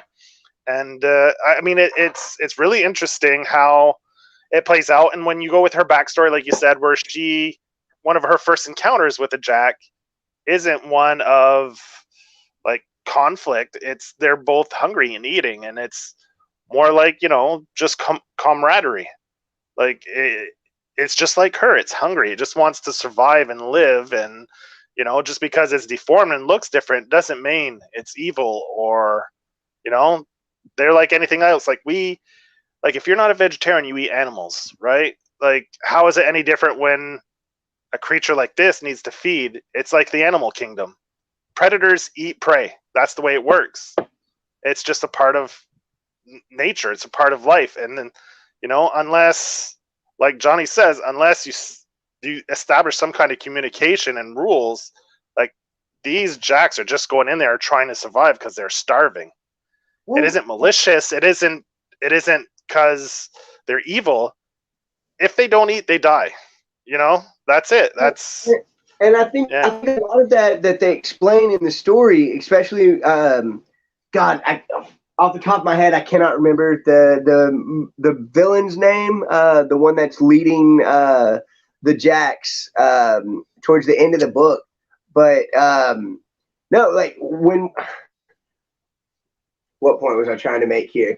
Basically, when she explains to Ember that they're not giant monsters, they're developmentally delayed, and so they may be giant 50-foot fucking monsters, but they're 3-year-olds, they're 4-year-olds. Even the oldest of them are just reaching adolescence, which is why we're seeing that and speak to her, and he's like, no, no hurt, help. And then she starts to speak to him, and when Johnny explained it, the communication lines and just having those conversations, that makes a lot of sense to me, in the sense that we look at people differently that are different from us, and there's a lot of people who don't want to establish that line of communication. And when they finally do, at the end of the book, the Jacks are helping. They're not the evil monsters that they've been portrayed to be. They're just different. And I don't know, the whole book was just really, really great to me, especially when you find out at the end, when the guy who was the dad of the 4-year-old who gets shot within the first 4 issues, or the first 4 pages of the book, he has been tricked by her to go into I can't remember the name, the Behemoth Initiator machine, and he becomes a big boy, I guess you would call it. Yeah, dude. The two big dude. Yeah, the big dude fight. Yeah. Yeah, no, it was fantastic, man. Everything about it. Like, there wasn't a single pause or skip in any of the goodness of this book. It's awesome from the first issue to the last. Every page you turn, every line you read, I really was impressed by it. When I first read it, when it was coming out, and even now on my second read through, it's super impressive, man. Jason, all praises to Jason Howard. He kicked the fuck out of this book, bro. I absolutely loved it from start to finish. Yeah, and some definitely delivered.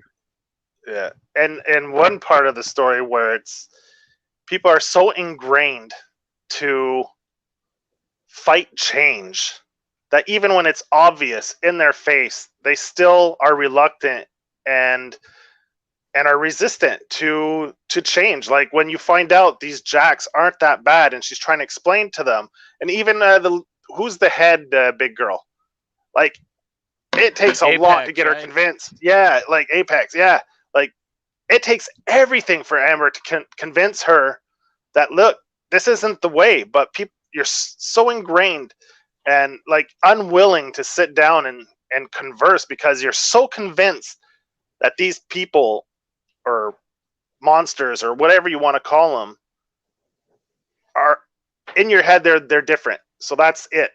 End of story. I've made up my mind, and it's people's pride and ego that get in the way of progress and finding common ground, because people are so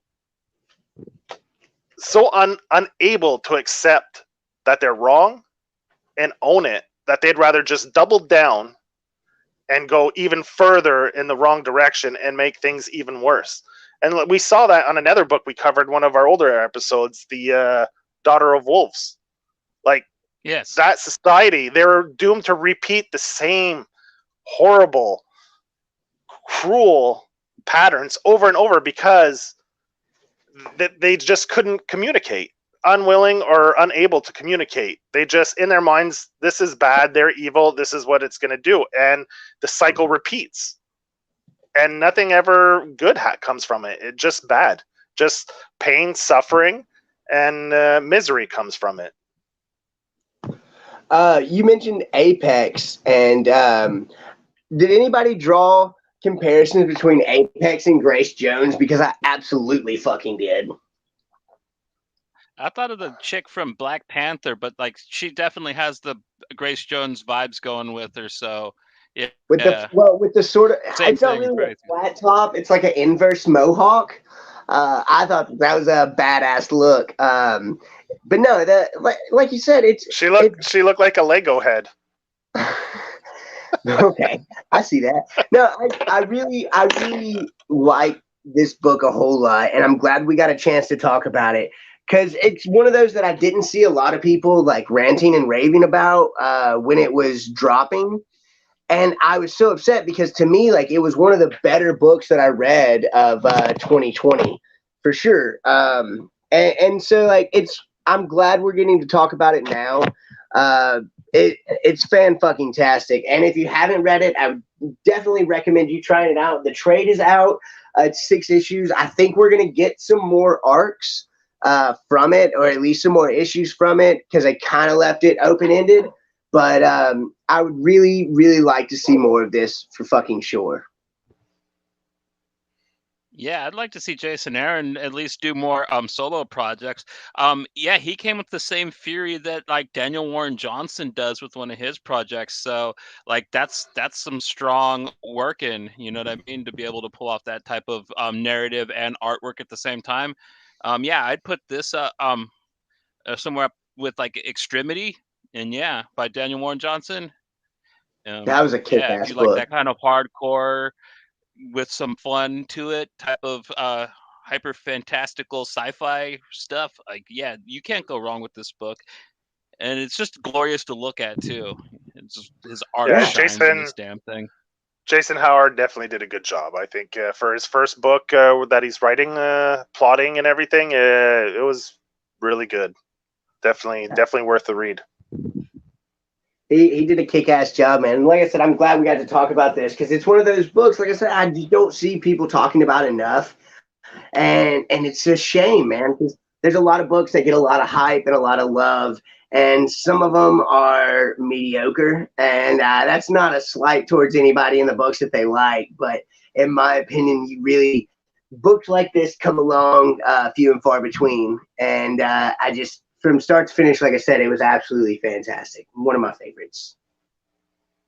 All right, and since we got the most people on right now, I think right now it's a perfect time to do Joe's giveaway. That's right, people, all you lucky listeners, all of you here, we're going to be giving away the first 4 issues of Ultramega, and I'm gonna let Joe handle this since they're his books. I think he's got a way of letting you guys win. I don't know. Like, how should we do that? Just ask a question. How do you guys want to do this? How do we pick someone? Padinger picks. Padinger? He's got the biggest one. I don't want my DMs to be full of cock-a-doodle-doos, man. I like Padingers in comics. I don't like live action Padingers. It's gross. But what I could do is ask them a question about the James Herron. I could ask the people, what was another book that James Herron drew? Another book that he worked on before this. That's what I could ask. Right. I could ask people that. So what was Jason Herron's previous book before he did Ultramega? I believe it was an Image book as well. And it was written, I can give you a clue who the writer was. It was written by Akrudi? No, Akrudi? Is that it? What's her name? John Arcudi? Yeah, John Arcudi was the writer, and he illustrated I could win right now. Yeah, it's one of my favorite Image comics from the era, but nobody knows.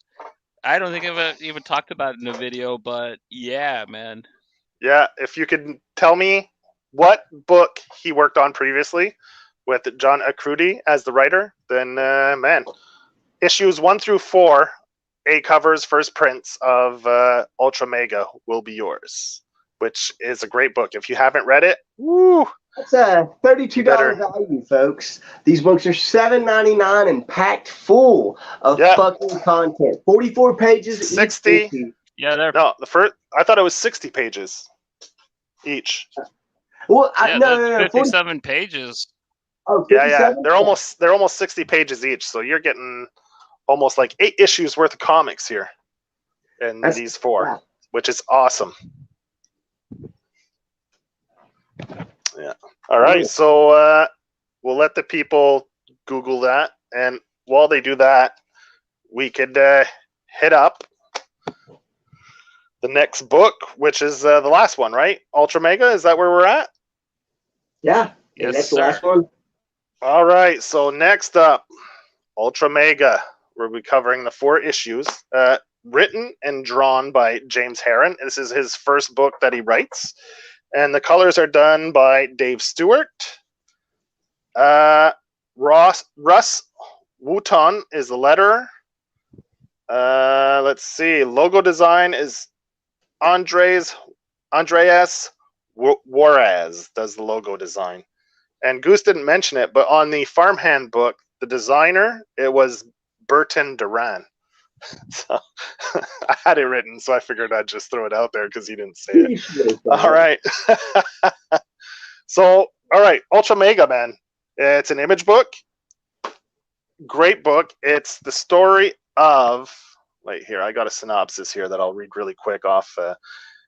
It's a skybound book by Image. It's a cosmic plague has spread, transforming everyday people into violent, monstrous kaiju. Only the Ultramega, their individuals imbued with incredible powers, hold the line against this madness. Their battles level cities and leave untold horror in their wake. Now, the final reckoning approaches for the Ultramega. But is this a war they can even win? Which is pretty bleak, I have to say, because this story is pretty brutal. The body horror is awesome. And don't get too attached to characters in this book, because I'll tell you right now, chances are they may bite the dust. But the body horror in this is excellent. The art is top-notch. The story is great. I think James Herron does an amazing job with the story. I loved it. I thought this was going to be more of a straight-up kaiju, kind of giants fighting each other. But man, the horror elements in this book are on point. Like, this book is very horror-centric. It's very weird sci-fi, fantasy, kind of cosmic aspects to it as well. Like, he takes this book in all kinds of different directions, because there's a dystopian future as well, where when all the Ultramegas and the kaijus, what are they called again? What do they call them? Do they call them kaijus? Anyway, they all disappear. Like, there's almost none left. They shrink, right? Something happens and they're small now. Nothing's giant anymore. And there's the story arc continues through there, and that's in the dystopian future where you have cults that worship these kaiju monsters, and you have the other people fighting against them. And yeah, it's a great book if you like giant monsters fighting each other. And the monster designs in this are fucking awesome, man. I love the monsters in this. Like, there's so many different ones, and the designs are just they're just great. What was the one the digesting pukey one? What was that one called? Boosh. Oh, shit up. Boosh. Goosh. That was a great issue. I think that was issue 2, right? Or 3, I can't remember. That was good. There's both 2 and 3. Yeah, there's horror. There's action. There's comedy. Because he eats that guy and then just shits him out right away, man. Like, there's this bone. Like, it's just his bones left. Yeah, and I think Goosh is kind of transparent too, right? So you kind of see Goosh kind of digesting them with the fluids. It's kind of like a glob. It's kind of like a more monstrous version of Glob Herman, you know?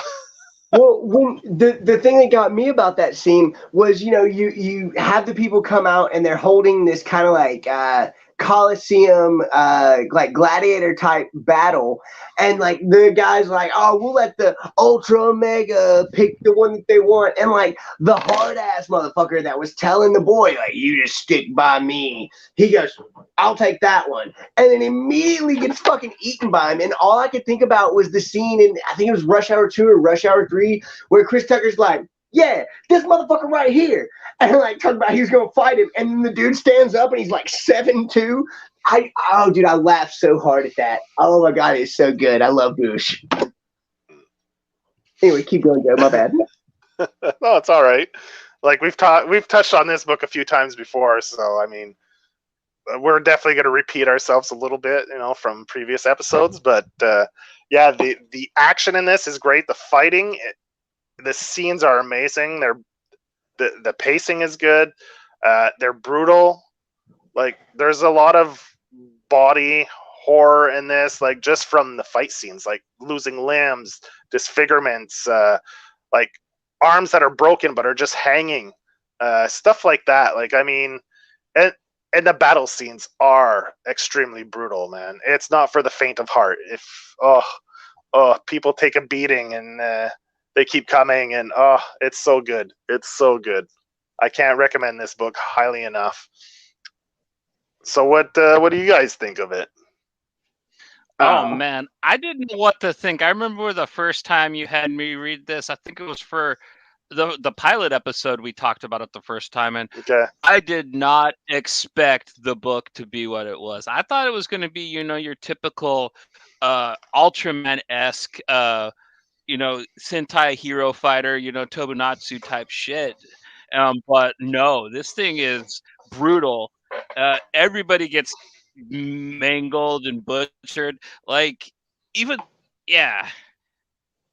Basically, like, issues 3 and 4, like, our main character is like gutted and laying there and having like this weird fever dream with this eyeball creature, and like they go and they talk to like the Ultramega god and they fuse together, and it's grotesque in ways that I don't think that I've seen before, and I've read some really, really crazy mangas by like Go Nagai and stuff. I've read like Kaiser and stuff like that, which is pretty brutal, pretty gross. But like this guy, he completely Americanized it and even took it further than most of the crazy Japanese stuff I've seen. And I gotta say, that is impressive to be able to say. I mean, any book that has a blood flood is a winner in my books, right? Like that first issue of Homesick Pilots, the blood flood coming through the door, like The Shining, where the elevator doors. Anytime you have a blood flood scene, man, I mean, that's a winner right there for me. Okay, you mentioned the blood flood, which is a fantastic fucking way to put it. But the thing that got me on the blood flood was when they were talking about having to pick the bodies out of the scabbed over blood.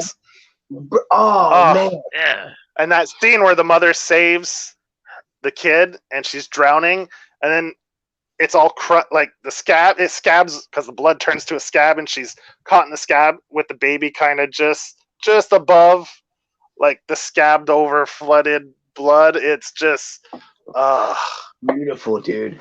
Yeah. Everything. This book was beautiful, brutal, and awesome, dude. I fucking loved it. Oh yeah, I mean, there's a lot to cover in this book. Like but in the variant covers are great. I have some of them here. Like some of the variants for this book are like, here's a Ryan Otley.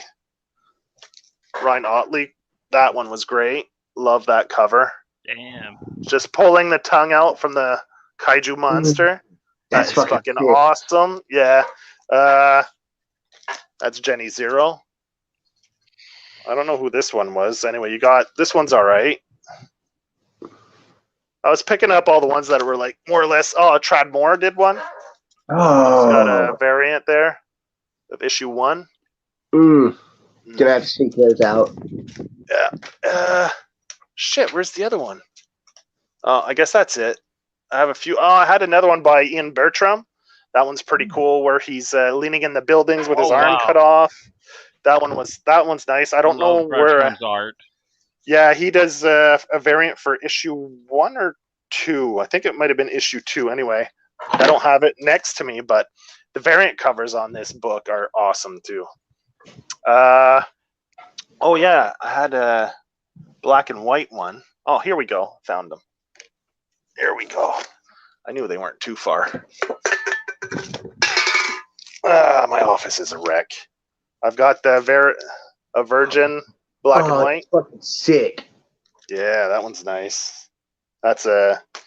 Then I have. I think this one is, if I'm not mistaken, Paul Pope. He does one. Oh shit! The king himself. Yeah, Paul Pope.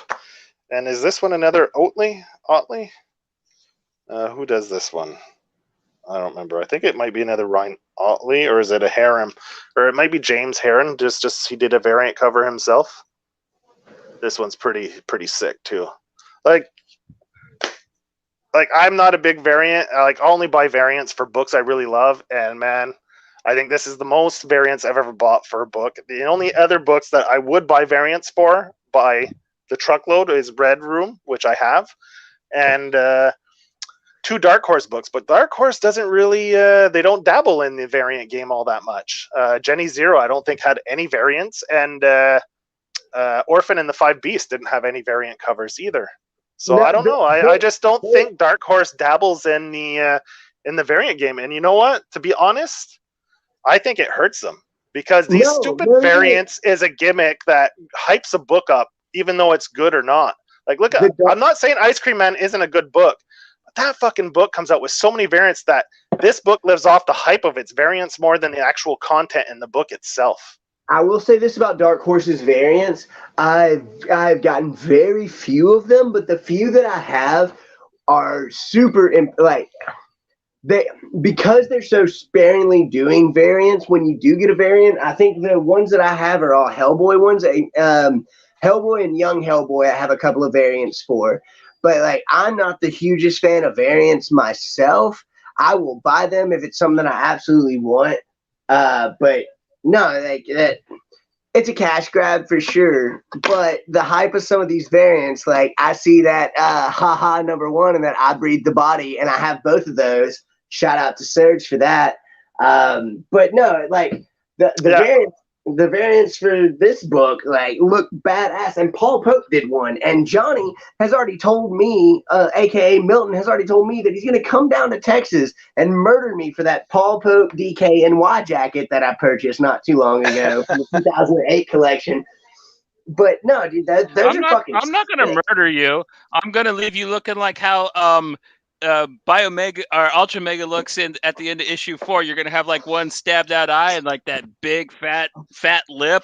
I love the way this guy draws his damage, man. That was so good. How insane did that look? Because he had that big fat lip and like that his one eye was green instead of purple, and it's because it's the poison from the stinger, right? Is that what it was? I can't remember now. It's been a while since I read it. Oh yeah, that was so well done. That was so. I got it. I actually have it out of the bag. Yeah, that was so well done. Looking like that goose and almost steal your Paul Pope jacket. Do you know how hard it was? I love the way this does his damage. Check. It would. Look at that shit. Look at that. How could you not love that? Pulling the spine right out, the skull, man. That is brutal. I'm gonna try to get a close up of the lip. Where is it? I really think that we kind of hit on a lot of these illustrators, not just artists, but writers. There it is. Oh, fucked up. I love it. But no, anyone that's allergic to bees know the pain. Well, and I just want to mention, like, this is the third book that we've talked about where primarily an artist has taken over for kind of the whole story. And we're 3 for 3 this evening on illustrators. We had Rob Guillory doing Farmhand. We had Jason Howard doing Big Girls. And James Herron, the only thing he doesn't do is the letters and the coloring. And other than that, he did such a fantastic job. Just the way that this story goes. Issue 1 had me thinking that this whole story was going to go a whole different way. And then at the end of it, with the blood flood and the things that happened, like, it left me wanting so much more from issue 2. And my problem was this is a book that, like, I think there's very few titles that I think need to be read in full. When you're reading like Grant Morrison's Green Lantern, when I went into Green Lantern and I read the first couple of books, I collected all of them before I tried to fucking read them. And this is one of those where like I waited until I read the issues, the first and the second one, but I waited until I got all 4 and then I ran fucking back through them. And I think this story is it's way better read in full than it is trying to digest it into single issues. And there's so much that's packed into these issues. Like we said, they're almost 60 pages an issue. So we're getting it's 4 issues, but it's almost like we're getting 8, 9 comics, and so well done. The brutality, the fucking just everything about it is fantastic. Like I loved it. I loved every bit of this fucking book. Another thing I really liked about the last 2 issues is the monster transformations, man. When the mother like turns in, kind of pukes out and becomes like this more kind of angelic looking being, man, was that just really neatly rendered. And then when I forget the child's name, like the one that I am immense, the one that's always talking shit, he slowly gets bigger and he's got like the big skull that kind of comes out of that dome. And man, just like the way he kind of just these characters slowly grow into even more menacing monsters, like. And it's all just rendered so greatly. I mean, it's not, there's not one panel you look at and be like, oh, he skimped on that. You know, it's not like a modern Frank Miller thing or anything. Like you look at every panel and this thing just, yeah. It's gorgeous, dude. It's And they okay. just keep transforming and melding, and yeah, it's incredible. It's one of those books I could honestly just look at storyboards for. Like the writing in it is fantastic. But honestly, if you just gave me 4 issues of like no talking, just fucking back and forth, just with the Ultra Megas and the goddamn kaiju, like I would have enjoyed it slightly less, but just as much, because the art in this was really like a big thing for me. It is, oh God, it's brutal. It's beautiful. It's fan-fucking-tastic, man. There's not anything bad you can say about this book.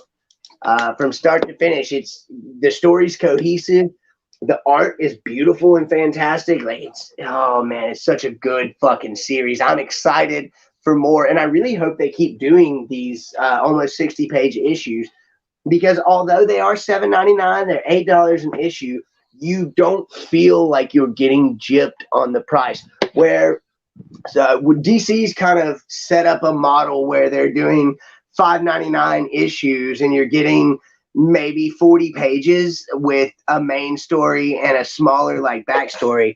That's not what this is at all. You're getting the main story throughout the whole thing. Almost 60 pages is just fucking Ultramega, and God, it's fucking fantastic.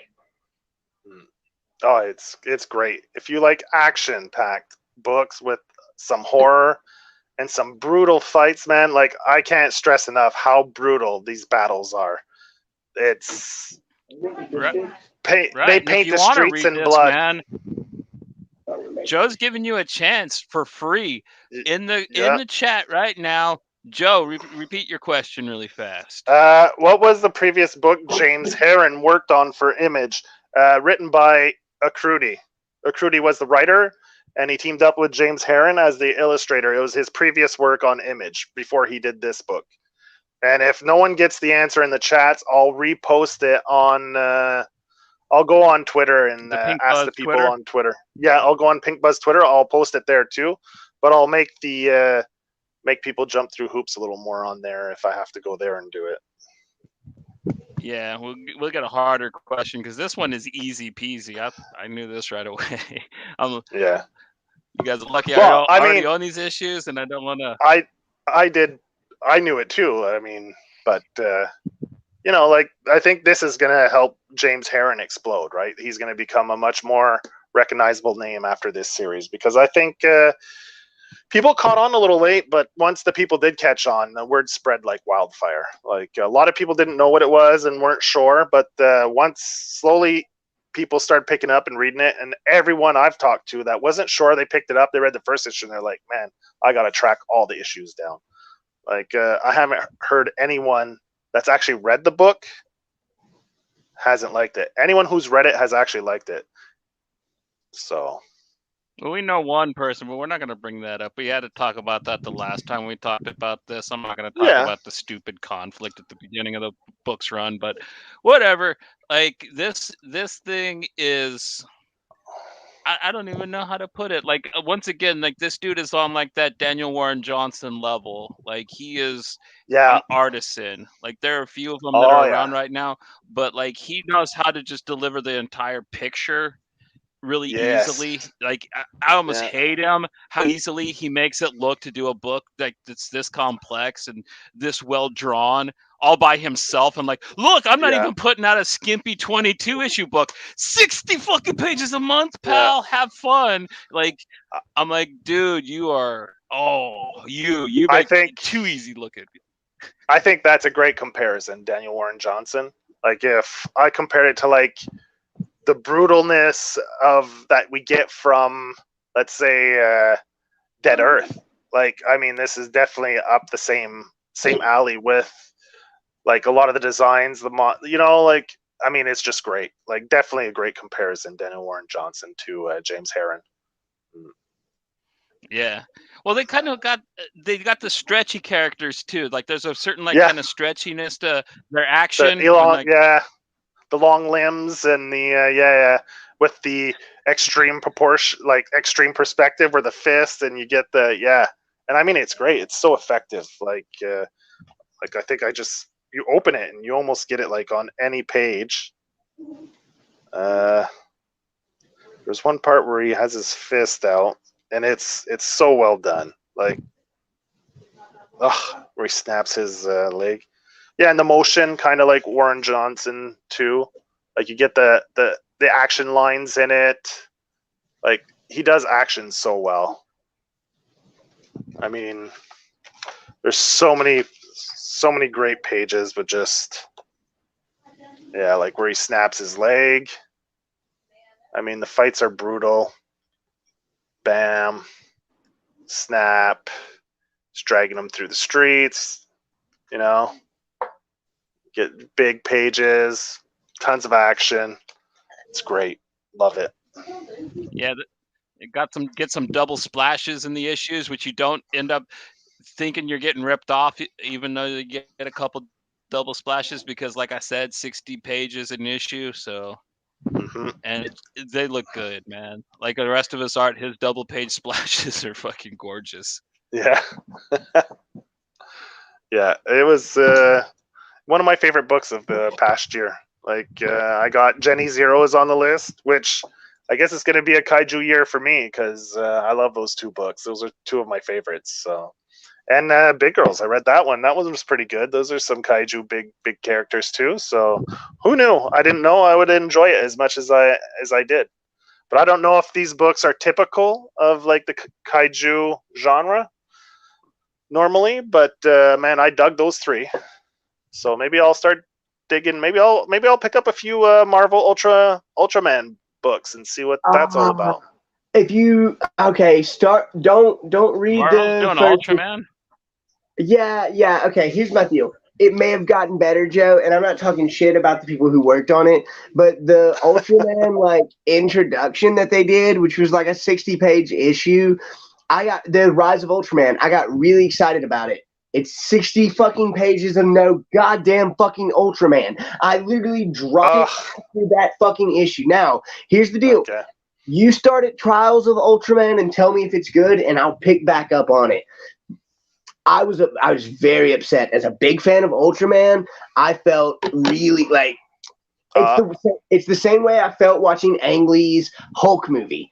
I don't need to wait an hour and 10 minutes into the movie to see fucking Hulk. I'm sorry. I don't. And fuck Eric Bana too. Yeah. Like, we're going back to Ultramega, but by the first 20 pages, by the first half of the book, the first Ultramega has already been butchered. You've already seen one of the main you've already seen your main character just get slaughtered. Marvel can't even show their main character in their fucking Ultraman book. Yeah, and that was my thing. Ultraman, the green one, when it gets his arm ripped off, I thought, that was excellent. But like I was saying, man, I read the Rise of Ultraman and issue 1. If you're calling it the Rise of Ultraman, put fucking Ultraman in it. God damn it. I don't need 60 fucking pages of exposition. I need 10 pages of exposition and 50 fucking pages of Ultraman kicking fucking ass like it's Super fucking Sentai. But I'll agree with Johnny. James Herron pacing on this book, he wrote it like he had 15 pages to tell the story, but he had 60. So you could just, how much of a breakneck, and it's no filler, like 60 pages of hard action. It's definitely an extremely well-paced book. Like, there's no sleeping at the wheel on this title for sure. No, there's no, like you said, there's no filler. There's no part of the story that seems like it doesn't belong. And the thing that got me was issue 1 threw me way the fuck off, bro. I'm thinking we're about to see these, these heroes fucking save the world. And then by the end of issue 1, we're watching the main protagonist rip to fucking shreds and filling the streets with blood.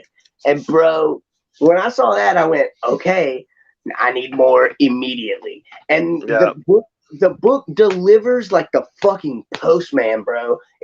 Oh God, it's so good. I loved it. One of the, if not the best series of this is 2021 or 2020? This came out in 2021, yeah. I count it as 2021 because that's when most of the issues for it ran. Okay, good. Because I usually time count is it when the irrelevant. trade comes out too, because that's usually how I read. So if the trade came out in a certain year, then that's the year it came out for me, and I'll go ahead Is and the add it trade to that, already even out if for it this? was from the year before, supposedly. No, because issue 4 just came not out yet. like 2-3 weeks Oh, ago. you're right. Yeah, Maybe a month, less than An Image. It's a month or just less than a month ago. This is something that I want to see. An Image usually takes about 3 months to do the trades. And that's going to be a nice trade, right? Because it's 4 60-page books. So this is going to be a nice, it's going to be a nice fat one volume. Here's what I want, though. I want them to do this in the same style that they do their Paper Girls and Saga omnibuses once we get enough to do an omnibus, because I'd like to see this in a large format. It's almost like there's some movies that deserve to be seen on a theater there's screen. enough. They could put it out right away. The first volume could be a library edition because you have 8 issues, and usually a library edition is 10, usually 10 issues. So 60 pages. So it's like it's almost like 3 issues per. So it's almost like having 12 issues. So you have 10 issues worth of books here. I'd like to see it slightly thinner than Saga hardbound, but like just slightly smaller. But and so they could go. I'd like to see it, and I know like it. It's weird to say, but it'll happen. They put everything out in hardcover now because fans love it. Image, but it'll be limited. You better get it when it's out. Well, and it's not just hardcovers. I want to see it oversized because this is one of those books. Like, there's very few movies that deserve to be seen in a theater, and that's not saying that movies don't deserve theater time, but like, if I'm gonna go watch a Marvel movie, or if I'm gonna go watch a Lord of the Rings movie or anything like that, I want to see it on the big screen. This is something that I want to see in a larger format because it fucking deserves it. It's beautiful, and the details I think would be so much better if we're seeing a book not double, but 1.5 size times the original size of this. Because as well as it worked for Saga and Paper Girls and some of the other ones, like, please give me a fucking oversized. The way that they did the fucking Treasury Edition Silver Surfer Black, where it's fucking it's huge. I can't put it on my fucking bookshelf because of how big it is. I want to see Ultramega done like that. And I have to say, Dave Stewart does an amazing job with the coloring on this book. The textures that he puts, it pops. It definitely has, like, it almost makes me think of an old school Vertigo book. Like, it definitely has a throwback 90s style to the coloring. Trash down. What's that? Well, no, for comparison. Put that Donny Cates trash down. Well, no, I was just saying, for comparison, like, that's what I'm saying. The Treasury Edition, how large it is. Put some pants on. I'm not putting pants on, Johnny. Pants. Go ahead, Joe. Yeah, like, it definitely has a throwback 90s vibe to the coloring. I like the screens, the teals and the purples. Yeah, definitely. I love everything about this book. And I've said before, like James Herron, his art style, I don't know if he was a fan of Simon Bisley, but I get some Simon Bisley vibes in a lot of his shot, like the way he draws, a lot of the panels. You get that old school, like just that gritty art style to it that was pretty popular in the 90s. It's great. It fits the story perfectly. I mean, it's I won't say it's a perfect book, but it's pretty damn close to a perfect comic, man. Yeah, and it's just one of those books, dude, that I fell in love with halfway through issue 1. and I wasn't disappointed at all. There's some, like you said, there's no filler. There's not anything that seems out of place. James Herron did such a kick-ass job on this book, and it. If you aren't here right now for the giveaway, you are fucking up, son. We gave a very easy question. Yeah. I put something out on Twitter a second ago, but man, we're gonna have to make some of the homies jump through hoops once we put this on Twitter because, man, that's like I said, it's what $32 worth of books, and it fucking deserves every fucking cent of that. Plus $7.99 for an issue. $10 of shipping from. Plus $10 of shipping from Joe because he's in Canada. So like, yeah, he's. Well, no, that'll be. Extra... That might be closer to $25 worth of shipping. Damn. Because those are thick books. Yeah. So the weight and everything, it'll be closer to $25 worth of shipping. It won't be under 15, that's for sure. Do me a favor, Joe. You can save the money by just buying my trade. I'll ship my 4 issues from here to save you the money from having to ship like over. It doesn't bother me. Oh, okay. It doesn't bother me at all. But this book is a book I almost didn't even pull. I almost didn't put this on my pull because I thought it was going to just be a straight up like normal kaiju book. And a good thing they put out some sample pages because I saw the sample preview pages and that's what sold me on it. I saw the art and I was like, oh, this is so awesome. And then after, that's a good thing that Image always does is they put previews for their books in other books. And not just one page. They put like me too. 3. Yeah. 3, like you get a good feel if you put 3 preview pages out. And I saw that and I put it on my poll. And I tell you, I got that first book. And after I was done reading it, I was like, what the fuck? Because everybody's dead. You're like, that's how they've always been able to get me to get new books too, man. Those preview pages in the back of the other issues, man. Image is really good about doing that. Yeah. And that was dude, that first issue of this book is, if it doesn't hook you, you're insane. You're crazier than Goose with ants in his pants. I do have ants in my pants. Yeah. I guess. Yeah, man. We're wrapping this up. One last time for the question, Joe. See if somebody gets it before we say good night. What was James Herron's previous Image book that he worked on with Akrudi as the writer? His previous work at Image. And I'll give you guys a couple seconds to answer that while we say our goodbyes. I am Milton, also known as Johnny. You can find me on Twitter at JohnnyAlpha81.com. Goose, where can they find you at? AntsInThePants.com. Oh, you can always find me at 40 Ounce Goose on Twitter. And that's about the only place I am. So come and check us out. You can find me on Twitter at 00JoePocket.